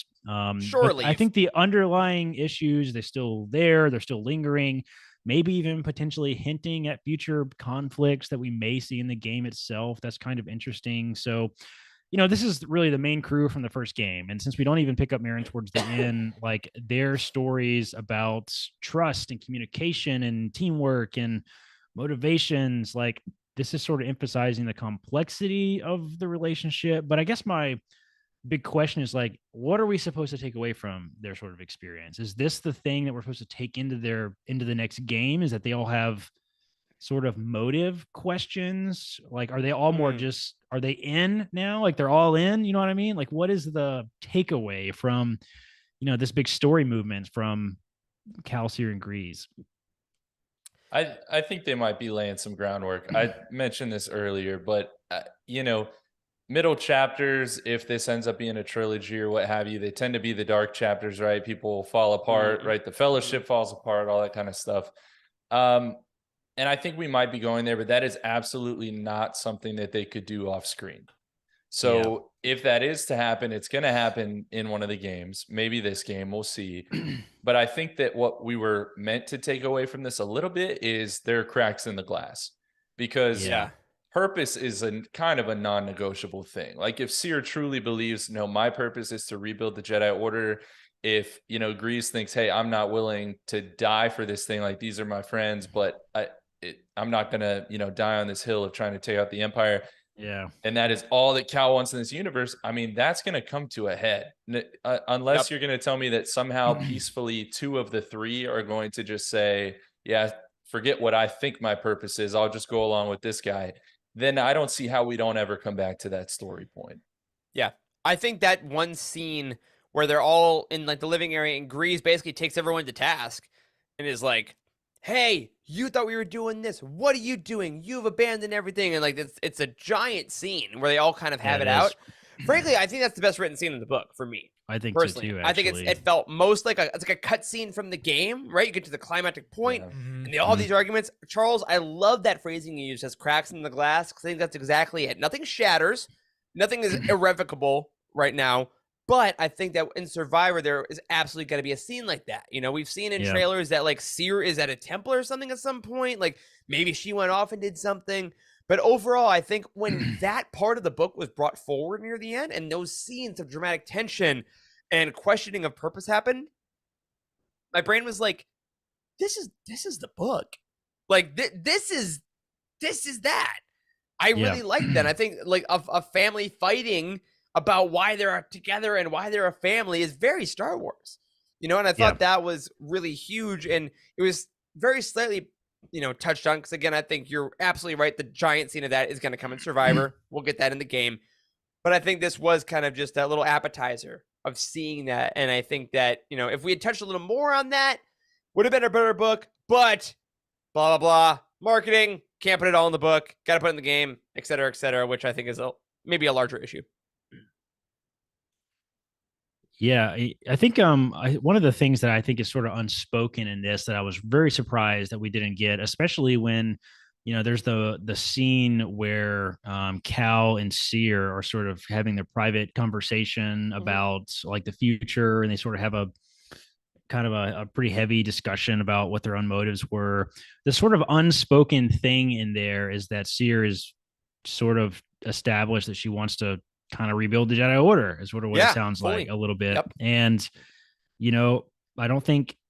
I think it's very interesting that it was unspoken that she didn't ask Cal to help her with that, which is very interesting to me. Yes. Because that feels like it could be a major plot point in the game. Her Padawan. Like, that's what he is now. Like where she pulls rank on him. Like, you don't have your head in the game. You're not thinking about the right motives. You're, this is going to lead down the path to the dark side, trying to destroy the Empire. Like, why aren't you focused on the Jedi? Don't you want to rebuild what we had? And Cal's like, the Jedi are dead. They're gone because of us. I can see it. I can see the die. Definitely, if you have to. That's a good point. I do feel like that significant master Padawan thing was not touched on at all in this book, which is very surprising to me. It's so absent that it feels like it was forbidden a little bit. Yeah, it was like teased here and there. You saw where the scene was gonna go, and then it veered. Yeah, Hashtag hard Veers though. watched. It veered hard. Yeah, exactly. It veered hard. Like it seemed unnatural a little bit that they didn't talk about the Jedi really. So. I don't know. I could see that. I agree. I think it's all going to be in the game. I think that's it. That's very interesting. When those scenes inevitably happen in Survivor, I absolutely think because of reading this book, I'm going to be like, oh, that's that scene. Yeah. Which is going to be very odd. Yeah. It is going to be very interesting seeing how we look back on this book after playing the video game. Playing the game, yeah, for sure. Yep. Yeah.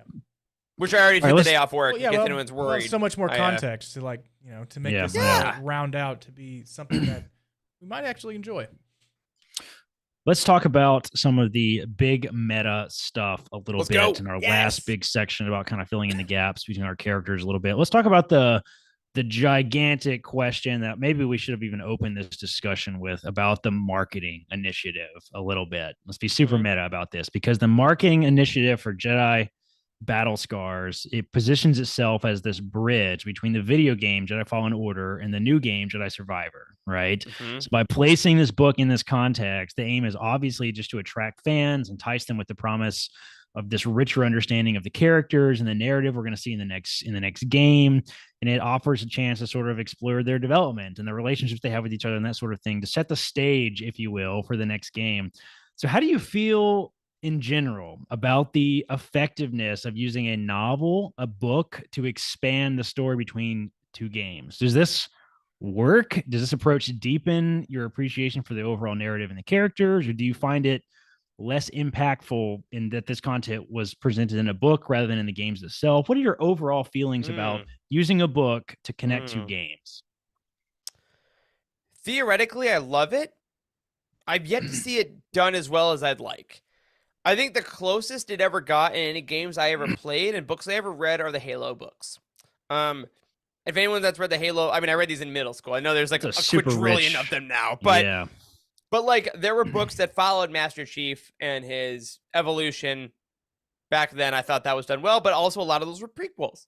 I think in execution, a lot of times, as we've said many times throughout this roundtable, they feel handcuffed. They feel hindered, like they want to give something of value, but yet you can't give something of too much value because if your players that played your first game that made you, let's be real, tens if not hundreds of millions of dollars more profit than a book will, if they're confused, then you're in trouble. Because let's not even pretend what the sales numbers of this book versus the player numbers of Survivor are going to be. That's probably 1%. Exactly. If even that. And so I think it's like extra credit, and I think that does hurt all video. Like Mass Effect Andromeda, I got the prequel book to that game, didn't finish the book, and I was like, it didn't really get for me because I'm like, I'd rather just be playing the game. So I guess my long-winded answer to your question is I like that idea as a book reader. Like we're all clearly book readers. I love reading books. Haven't seen it yet. I would love someone to crack that code, or someone to tell me some books that do it very well because I'm just missing it so far. Yeah, I think one thing that was done fairly well for a story between two major video games, is showing how one of the villains or the characters is pretty much unstoppable. We've seen like the fifth brother or the third brother or the 10th brother, the brothers of the Sith, the Inquisitors. They're numbered. They're brothers and they have numbers.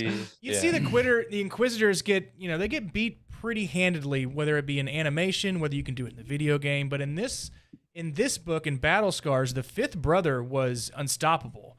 Dude rules. He was a super villain, and he could not be stopped. Yeah. And even like it was to a point where he was like an inch away from killing Cal, and he could have done it. He definitely could have done it.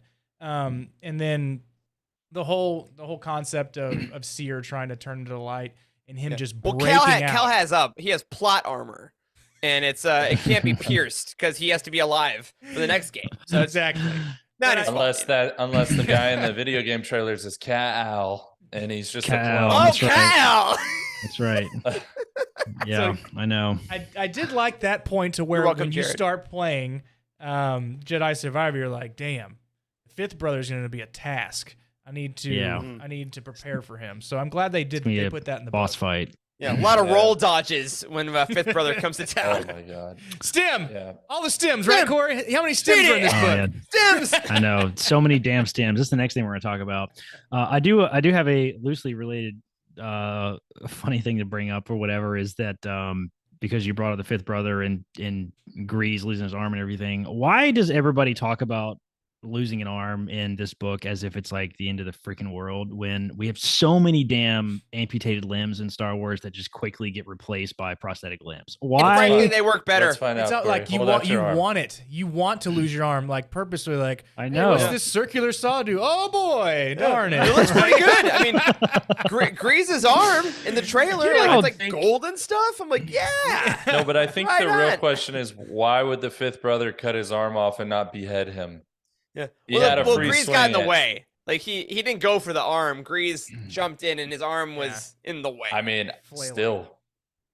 still, we're talking about what an unstoppable force he is. He cut off his arm, and then what happened? Then. Oh no, man, sorry. That was more plot armor as well. Yeah, I mean, exactly. Yep, my mistake. But that gets back to what you were saying, Impenetrable. Eric. Is like there's a Venn diagram of video game players, book readers, and then there's us weirdos in the middle in both camps. And you're going to alienate somebody. You're going to alienate the book readers. So that happened a little bit. Yeah, that's true. That's true. I think the bigger question to ask with this whole thing is, do these marketing initiatives work in general? And I think the pretty heavy bomb that I want to drop is that I don't think I ever want to see another one of these projects again. As terrible as that sounds. Well, never. I'm tired of it. I don't want to see the High Republic. Yeah. I mean, maybe. I don't know. I think they've done it well. I don't think I do. They've done multimedia well, though, I think, thus far in the High Republic, even if with the Acolyte show or something? Is that what you're talking about? Well, like that, but even just with like the comics and the video game, like there's enough. No. That's not what I mean. I'm talking about like we Video have a real games, life, TV. a separate medium thing. So we have like Galaxy's Edge, the Battlefront stuff, Force Unleashed novels. Mhm. We have this book, right? So we have games Yeah. and parks and I don't ever want to see any of these again. Yeah. Like, That being they're just- said, as meta as we they get, barely work. this is the first Star Wars book in 6-10 months that debuted on the New York Times bestseller as number 11. Like because of Cal Kestis and the I Jedi, know. like Jedi The people. money talks, unfortunately. Yeah. We're gonna keep getting these Yeah. types of projects, but they're always lukewarm to me, man. I either just don't love them. They're not my or favorites. I just barely like them. I felt the same way about the Galaxy's Edge books, and they feel plastic. If that's a decent way to put That's it. a No, good I term. feel that. That's true. Yeah. Yeah, they just feel plastic. I mean, they're forced. They feel very corporate. It feels like, it's like a director had a great movie to tell, and Fox came in and messed it up. You know what I mean? Like that's how it feels. It's like antithetical, is that the right word? Antithetical to George Lucas himself. It's a heavy concept. Oh yeah, who never wanted any capitalism in any of his movies. Hashtag toy rights. Please leave your comments in the bottom of this YouTube video, please. About and Jared, great point.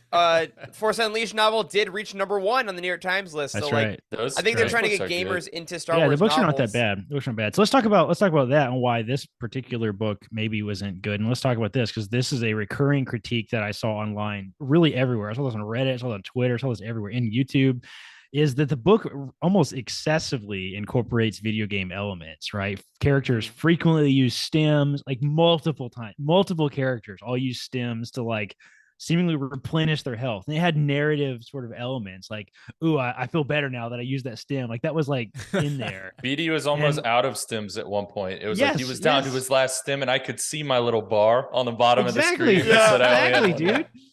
Cal is constantly upgrading his lightsaber. Like he goes and meditates before he goes into a big battle. It's like, I need to make sure I meditate here in front of this door before the big battle. I think this is a binary taste thing too, because I think that this is either, if it's not in, people are gonna be like, where's the video game nods? Where's the ponchos? Where's the stuff? I saw that was the poncho scene. That was the poncho scene. Pink poncho. We all noticed and it. I think I think you have to, and either it works or it doesn't. But you're right. There's no middle ground. There's no middle ground for this kind of inclusion in it. I disagree. I think there is a middle ground. Really? I think this book didn't do it at all, because I don't think.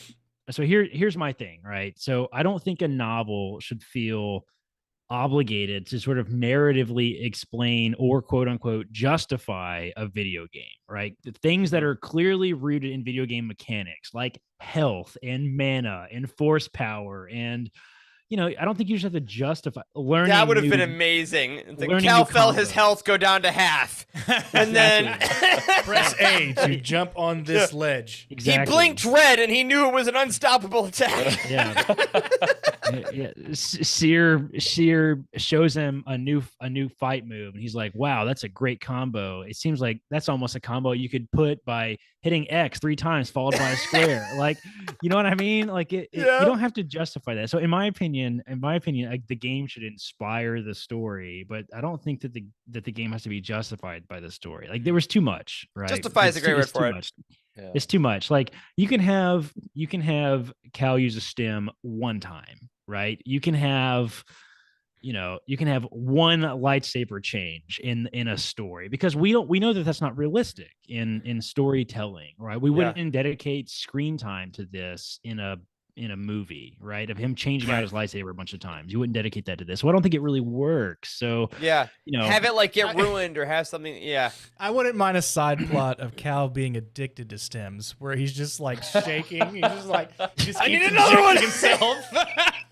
The Cal, you gotta stop. He's like, I can't do it, man. I just gotta have more. I'm out. I just gotta have more. Cal's like, I need it. Like, I see the counter. You got 2 left in there, buddy. Don't lie to me, BD1. Oh man, Seer. I'll change your paint color. Seer handcuffs him to a bathtub in the middle of the book. Like, I can't do it. You can't do the Jedi Order with me. I think okay, a good analogy that I was thinking about when I was coming up with this, how I wanted to talk about this, would be like if in the Last of Us TV show, if every single time characters went into a new room, they had to open every single drawer. Yeah. Because that's what you do in that game. Loot, man. Yeah, literally everything. Like, to the point. Every single time they hit someone with something, it breaks in half, and it's like, God damn it! I gotta build another one. Exactly. It's like stupid. Like, to the point, by the time you get to the end of the game, you're like, you know what? I'm just gonna skip this room. Yeah. Joel, build a shank. Find some scissors. Hurry! There's a clicker. Yes. All right. So that wouldn't work in this expensive HBO TV show. I don't think it works in a book either. Yeah. I hated it. That's a great point. Last of Us does it very well. That's a great point. Yeah. Never mind. Let's talk about let's round this out with a little more fun conversation. Yeah. We'll dive into the Easter eggs and finish up here. I want to talk about some of the what I would call the quote unquote sort of goofy plot points. These are not bad. They're not good. They're just a little goofy, kitschy might be a good word. I want to talk about some of these things, get your thoughts on them. The first one I want to bring up is lizard people. And no, I'm not talking about Hillary Clinton. I am talking about Irie. Irie. Yep. I'm sorry, I didn't go there. That was right there. And a pizza. See, it's easy. It's easy. I know. Yes. Where am I going with this? And I'm hung up on lizard people and politicians. People are going to make lots of assumptions about my political beliefs because of what I just said, and none of those are true. Lizard people. Let's talk about Nycto, because I had to look up what a Nycto was because I was confused. I first thought that a Nycto was what Hondo was, right? Mhm. But Hondo is not a Nycto, right? Hondo is something else. The Nycto, He's a Weequay, isn't he? Weequay. Yeah, he's a Weequay. Weequay. Yes. I thought Nycto were Weequay in my head, but a Nycto, this you is only the see him Nycto. for a second. There's this guy, but the one that everyone would remember is the one from the Clone Wars, and he's that master that has this standoff with all of these droids that are coming in. Oh yeah, I'm gonna die. I'm a good guy. I'm a good die. Exactly. Best Wes, you name should in find Clone that. Wars. You should- it's on the Wikipedia page for Nycto. I had this linked earlier, but I actually deleted the link. But anyway, it's that guy. You'll recognize him. And this is interesting to me. And the reason I want to bring it up with you, if Jared, I don't have the chat pulled up. If Jared is still in the chat, he will appreciate this. The legends side of Wikipedia heavily refers to Nycto as being reptilian and lizard-like with scales, and it says everything except for they can get their tails chopped off and then they grow back. I mean, they sound like freaking Trandoshans and legends.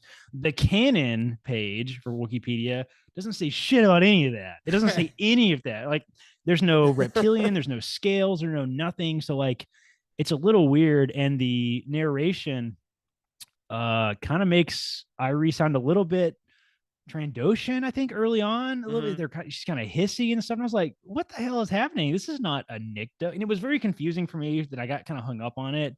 So the goofy choice to me is that's the alien that they chose to go with. Like, I kind of, maybe they should have picked a little more well-known type of alien. Well, fair. For you Star Wars Resistance fans, Niku is a Nycto. Niku the Nycto. Niku. Yeah. Niku is a Nycto. Niku. And I agree with you, Corey, that I did find myself taken aback. I was like, it feels like we are talking about a Trandoshan, but they did also explain at one point that Irie is a Kadasa Nycto, which are the green Nyctos. So they're like subsets of Nycto. And so that kind of helps to explain it a little bit as well. Yeah, That's fair. I can see that. It was weird to me. It kept hanging me up. Me and Charles talked about this, We via did. DM. We're like, what are these lizards? Who are the lizards? How is this a lizard? How is a lizard? Yeah. All right. Next funny point that this totally took me out. There was a blaster bolt that bounced off Marin's golden teeth necklace that she was wearing. She took a blaster bolt to the chest and it bounced off a small golden tooth around her neck, and that totally reminded me of the infamous like Meiluron scene from Rebels. Oh yeah, where they just held him up. Which I hate. Classic. I hate Classic. that is like that is one of the things that represent to me. Like, when I think about how bad the first season of Rebels was to me, I know that's a hot take opinion that I have, but how bad the first season of Rebels was, I always think of the Meiluron scene. It was so freaking stupid that he just blocked a blaster bolt with a watermelon. It was the dumbest thing I've ever seen. And this was equally as stupid to me. I was like, she took a bullet to the chest and it bounced off a golden necklace. Get out. And I want that Meiluron juice, which is only in Disneyland. It's so good. All right. There you go, Wes. He's got the Meiluron. Look at his face. It's stupid. He's equally as surprised as we are. So as the viewer. silly. All right. Another funny goofy thing that I thought was a little ridiculous is Marin visits a spa when they all go their separate ways. I'm like, really? That's where a darkness witch of the night goes to relax, is a spa? Like, we had to have this romantic hot tub scene. That was weird, dude. That was totally took me out. Yeah, we got a hot tub in it. The only way I made it work was like, oh, fire, Dathomir's hot. That's all I had. If you grew up on Dathomir, you'd probably want to go to a spa too. Like, this is actually nice. That's fair. That was funny. Kyrus having a jetpack, that literally came out of nowhere. No. We also talked. Me and Charles will talk about that. That was so random. That was completely. That was a random. lot. It felt very mustache twirling, feeling like, I was wearing a jetpack the whole time. Exactly. Because all I wanted was Cal to be like, since when has he had a jetpack? Like, literally, if someone had commented on it in the story, I would have accepted fine. it. But everyone just took it accepted perfectly in stride. Like, there he goes on his jetpack that we all know he's had this whole time. Not Karis, classic jetpack wearer. I know. Yeah. Another goofy thing I noticed is in the last like third of the book, the word atmo is used like to describe atmosphere like 10 times. I Like, totally noticed it too. Yeah. I didn't dude, notice that they say overuse. at multiple characters all say the word atmo, and like that's not. I've never heard that before. Have you ever heard that? Is that a Star Wars term? I've heard it. that I've I'm heard it not before. familiar It's with? not a Yeah. Star Wars term. Really? Yeah. I've Yeah, heard it's sci-fi in general, but it Yeah. was Is it? it was just Interesting. It's like when you say a word so many times it loses meaning. Yep. It just Yeah, kind of stuck out at a certain point. It's like what's the word that Timothy Zahn overuses so many times? Perhaps. Perhaps. Somebody counted. You remember that? That's one of my favorite moments I in Living do. Force It was history. Is many somebody times. somebody used Control F in the Kindle during the show to look for how many times the word God, I perhaps forgot was the in number. the Thrawn book, and it was like 187 or Yeah. something freaking Perhaps. ridiculous. Perhaps. I know exactly. What It's about the? fantastic. Did they try the? I bet Yeah. the was in there a lot. Oh, Okay. come on, don't be that guy. Okay, so speaking of the jetpack thing, in the same scene, the elevators just keep bringing up those bad guys that Marin is just like casually blowing to hell in the background. Yep. Right? She's like, there's no details about her combat at all. It's just they're just having a conversation, like Yep, Cal and Marin's and just whoever. wrecking. And she's just killing all these people that keep coming in the elevators. And it's referenced in the scene, like they keep hearing the ding of the elevators, like, oh no, I guess more guys are Yeah. coming up here to kill us. Like, just disable the fucking elevator. Well, and in Star Wars, it's canonical. Why did they not just disable the elevators? They just kept waiting for people to come up. Like, because if they shot the panel, it would have Yeah. stopped it working. But then the people at the bottom of the elevator shaft could shoot their panel, and it would start working. Because That's the greatest thing about Star Wars. If you shoot a panel, it does whatever you need it to do. They would just keep shooting their individual panel. yeah, that was so funny to me, man. That was Stupid funny. Elevators. That was Stupid funny. Elevators. I was seeing this is another video game thing. It's like this is a mini boss, but like during the mini boss fight, like more enemies keep spawning. Yep. Like you know how Yeah.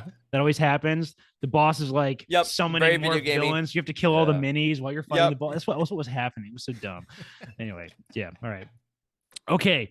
The tracking device in Irie's body was the most Deus Ex, how do you say that? Deus Deus. Machina? Deus Ex Machina. Deus, that's it. Deus Ex Machina. Yeah, that's how you say it. Yeah. That's like when a completely illogical plot point has to exist to move the story forward. That was so goofy to me that everybody was just like, oh, we should have scanned her better. She had a Yeah. tracking device in her. I was just like, okay, that's that was a Could've used a key couple more plot point pages. of the Phantom Menace that like if they leave the base you get blown up. Remember that's Yep. like the whole thing. Like I'm pretty sure that she knows that she has a tracking device in her. And anyway, that was pretty goofy.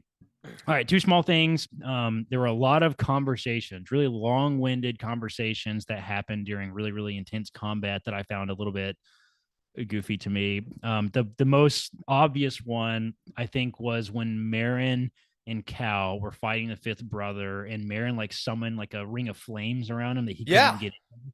They had this whole conversation they could have about the the Inquisitor right in front of him for like seemingly 10 minutes. Like it seemed so long. It felt like D&D combat rules for time passing. Like, you know, like every Yeah. turn is supposed to be like 6 seconds or some Yep. shit. Like it was just completely unnatural. In the meantime, this guy's in the background just like, oh, I can't get in. No.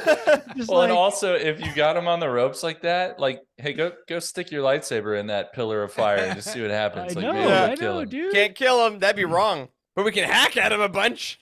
Yeah. All right, that's all I got for the goofy things I wanted to bring up.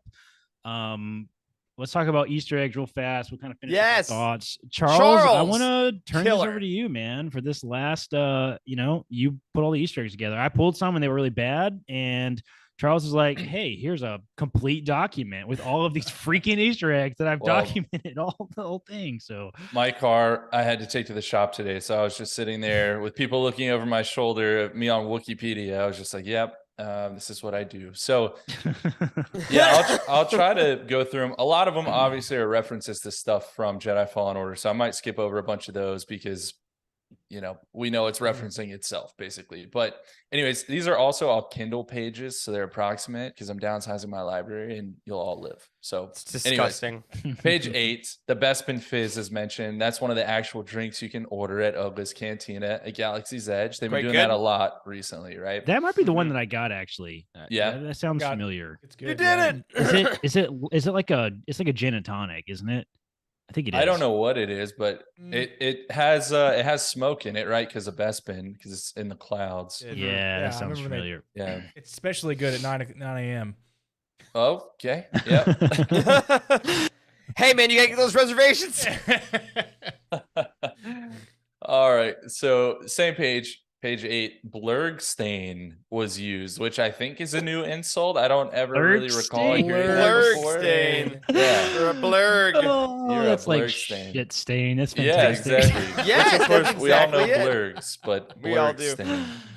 So page 10, a burrowfish is mentioned, and that's another reference to Galaxy's Edge, where oven-roasted burrowfish can be ordered at Docking Bay 7. But this fish has actually been in Star Wars since 1994 when it was created for the courtship of Princess Leia, but it was later brought to canon by Christy Golden in 2015 in Dark Disciple when Quinlan Voss and Asajj Ventress had burrowfish stew on Dathomir. So nice kind of tie back there. You want to talk about That's awesome. the hot, steamy romance. Whew. That's it. That one is hella exactly. good. Yeah. Hella Because good. a whole lot of nothing happens. That's why it's so good. That's why Corey likes it. That's right. Well, on All page tension. 20, we have this quote. And on the other side of the bar, gleaming like the carking sun in this forsaken place, a legion of bright white, shiny stormtroopers just standing there, like they were having a nice little chat. One of them was drinking, doing so through a little induction port in the front of their helmet, just sucking away on a little straw. This is the way. I was gonna ask. Have we ever seen an induction port on? I know there's not one on my helmet. No, you know what that is? I'm gonna go further on that Easter egg because Sam Maggs wrote for BioWare in Mass Effect. Tali Zora is a Quarian crew member who wears a mask all the time, and she gets drunk at a party in Mass Effect 3, and she's sipping on a straw, and your character says, Tali, you're drinking through a straw, and she says, no, it's a thermal induction port. Nice. So that is many layers into Sam Maggs' like gaming that. history. I'm shocked. You just like pulled that out of your ass just then. I played a lot of Mass Effect. Speaking of ass, do they have an induction port back there so they don't take their armor off? No, it's like a flap, like in the PJs. Where else can you stick a straw? Oh, Lord. Oh, All right. man, that's fantastic. Page 22, a Bantha Blaster is mentioned, yet another alcoholic beverage. This is one that you cannot get at Galaxy's Edge as far as I know, but it was available on Jabba the Hutt's sail barge where, according to the Return of the Jedi Junior novelization, R2-D2 was serving them while he was briefly forced into Jabba's service. So it was one of the many things he was carrying around. Yeah, that's fantastic. Bantha Blaster sounds like a Star Wars name for like a wedgie that you give your younger brother. Bantha Blaster. It absolutely does. 100% does. On page 25, a rabbit Dianoga is referenced. The Dianoga, of course, the monster in the trash compactor from A New Hope that lovingly takes Luke for a dip. But this is also implication that rabies exists in a galaxy far, far away. So that's sure. That's bad. Good point. Yeah. Not good. Don't love that. Mm-mm. On page 29, Kyrodactyls are mentioned. They're also called Dathomirian bats. And though you may assume they were established in the Clone Wars or perhaps long ago in Legends, no, they were created for Fallen Order. So they were brought back here. Same goes for Ogdo Bogdo. That was one of the enemies you could fight in the game. The worst. On page 31, we get a nice in-universe reference from T1LD4. Who was a bounty hunter's droid who said very boring, samey outfits, who was seemingly making fun of Cal Kestis's clothing because he only wears ponchos. Yeah. For now. That's a good point. For now. Hey, man. I liked that in-game reference. I did like that. Mother Talzin gets a shout out. Rest in peace, my queen. Ilum is mentioned on page 39, right, where the Jedi younglings go for their kyber crystals for the gathering. Jaro Tapal gets a shout out, who's Cal Kestis's master. He had actually this was his second appearance in a book after he got featured in Mike Chen's Brotherhood very recently. That's right. That's right. I forgot about that. Yep. The Kashiri species that you brought up earlier, Corey, that is Fret species on page 47 is the first time that I believe they mentioned the species. And it's the first canon appearance of these aliens, but they were created by John Jackson Miller for the Lost Tribe of the Sith series. And then they did later return in the Fate of the Jedi series as well. But now they're canon. Nice. On page 47 as well, Are they reptiles, though? That's the question. Oh, they have dusky lilac. Are they throats. lizard That's all I people? can tell They have you, dusky right? lilac throat. That's it. On page 47, the sofas on the stinger mantis are said to be patoli weave, implying they're made from the fur of patoli, which are mammals native to Naboo. And interestingly, their fur was also used for a gown of Padme Amidala in Queen's Peril. Very nice. Sounds like Star Wars Italian food. Patoli. Patoli. Sorry to all our Italian listeners. I will not do that again. All right. On page 77, Amwadi, the species Amwadi is featured. That's what Karis Lar is. And it's basically a big bird-like creature that first appeared in 1994's Jedi Search by Kevin J. Anderson, but they were brought to canon by Chuck Wendig in 2016's Aftermath Life Debt. And this is only the second canon appearance that we've had for them. Nice. Dick. Page 79, Karis, the Amwadi, says, I was once a member of the Alderaanian government. I fled once I realized that Republic Senator Bail Organa was all too willing to become Imperial Senator Bail Organa. The royal family was never going to take a strong enough stand. Shut your mouth. Karis. This guy Shut sucks. your mouth. This guy sucked. I intentionally did not bring him up, and I didn't want to talk about him. He's sucks, so he was shitty. Straight up He's sucks. I know. Secret jetpacks and all that. Yeah. Page 79, Mirkanite is mentioned as the ore that is needed to make the shroud operational. And Mirkanite is a valuable ore that was actually first created in 2006 for Ubisoft's PlayStation Portable and Nintendo DS game, Star Wars Lethal Alliance. Holy shit. It was said to be mined on Mustafar, but this book implies there's actually a bunch of different mines in various places through the galaxy.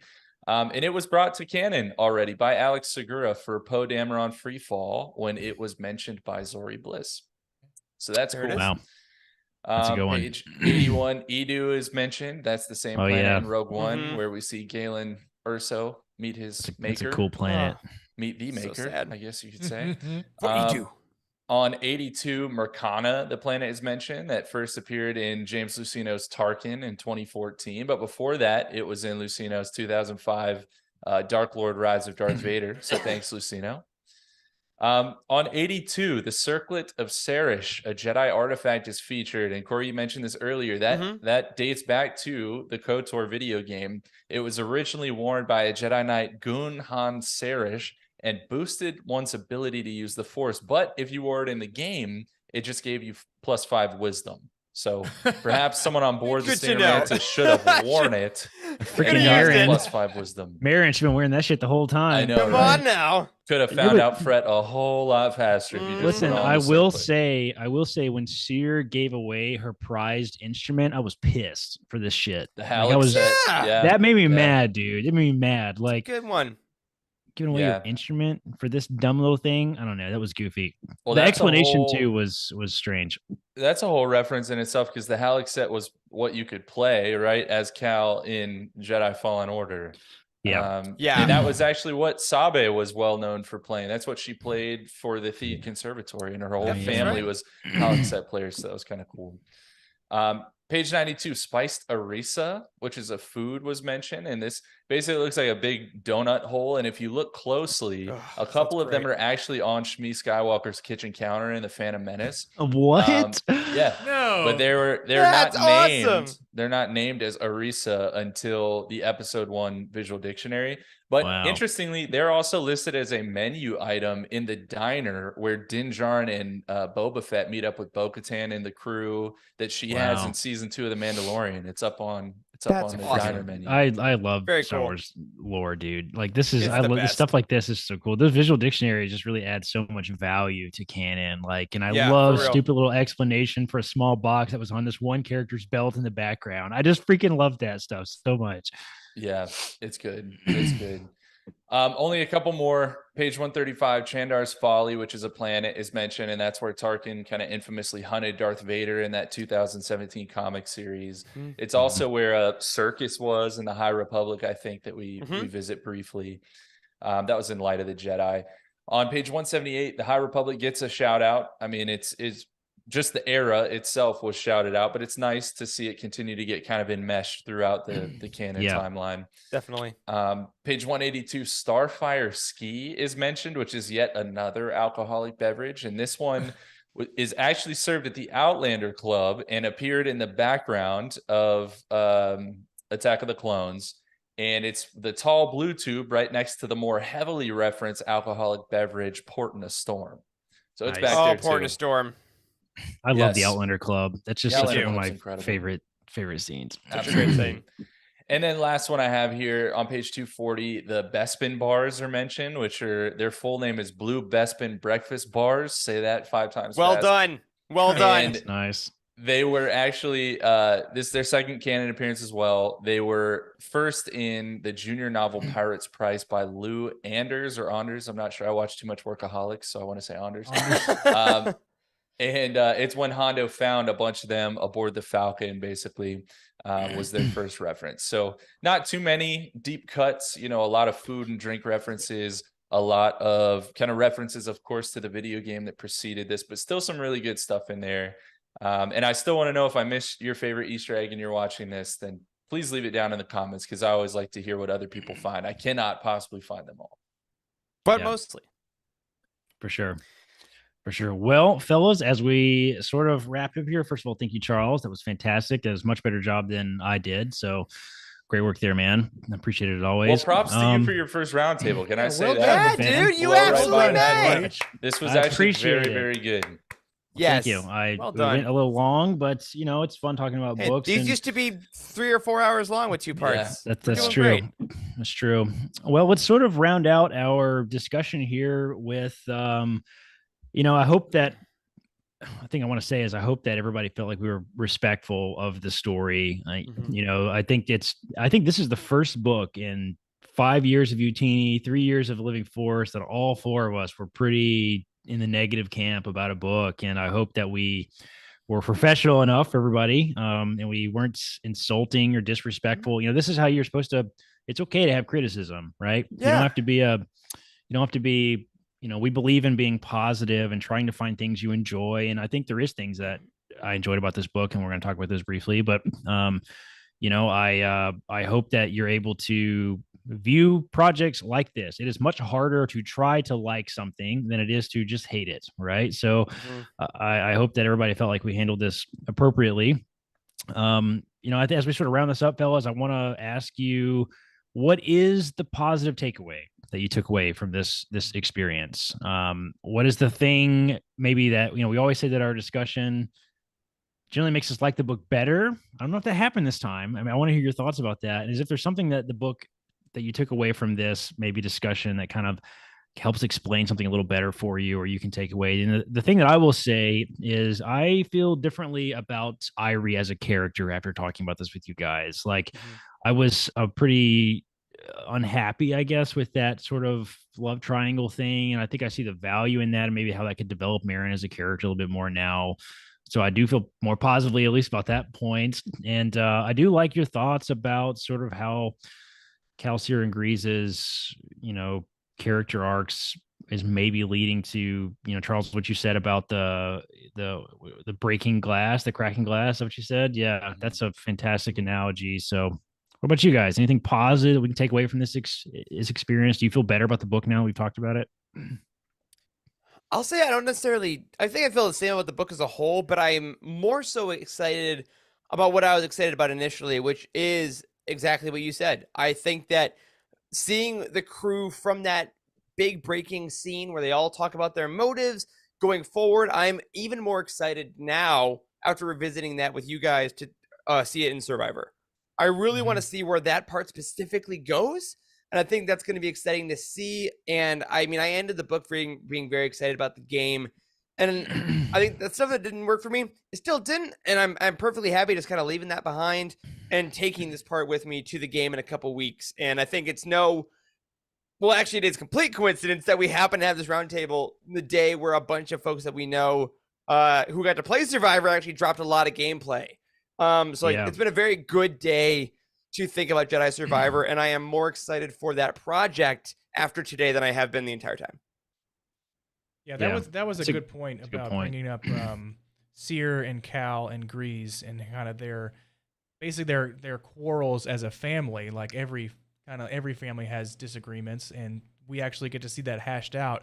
Do we get to see it hashed out in the game? That's kind of it's well, you may or may not know. Still up in the air. Play. Yeah, right. We'll find out. And really the major plot point of this book of the Shroud, does that come into the gameplay? Does it actually get developed? Is it because Irie has a specific talent, specific skill, where she's the only one that can put an idea to paper, to device? So I'm excited to see that actually play out. So us talking about it kind of helped me follow that path to where this book was a great jumping point into the game. Now, as long as they hash out a lot of those plot points, then, I mean, I think the book does a great job for that then. Yeah. I think we learned that kind of along each step of all of these projects. We've said similar things with the High Republic with Phase 2. It's really hard to judge these things without knowing the end of the story. And maybe we'll go back and think this was actually a lot better than we thought. I don't think this conversation changed the way that I feel about the book. I think this is probably the strongest that I've ever felt like, hey, this thing is not for me. But it's exactly that. It's just not for me. And this conversation did help me to kind of put it into a better framework, and to really just step back and be like, some people really love this thing. Keep loving this thing. Go enjoy this thing. Reread it. It can be your favorite book. That's fine.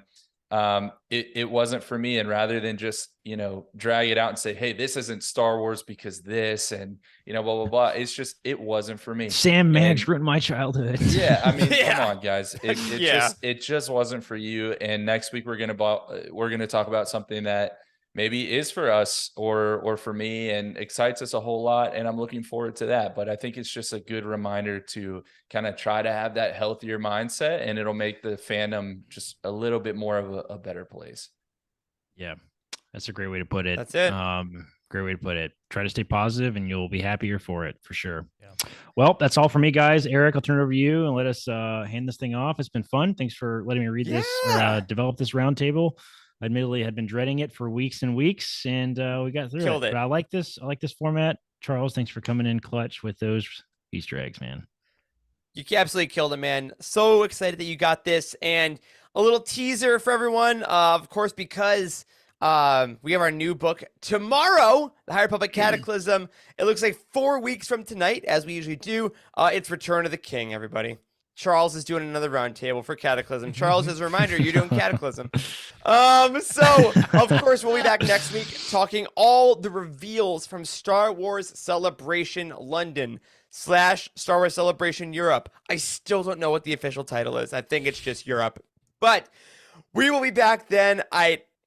Who knows? Who knows? But we'll see you next Monday night. Again, to everyone who tunes in, thank you. To everyone who's voted in Bracket Madness, we'll have a winner next week as well.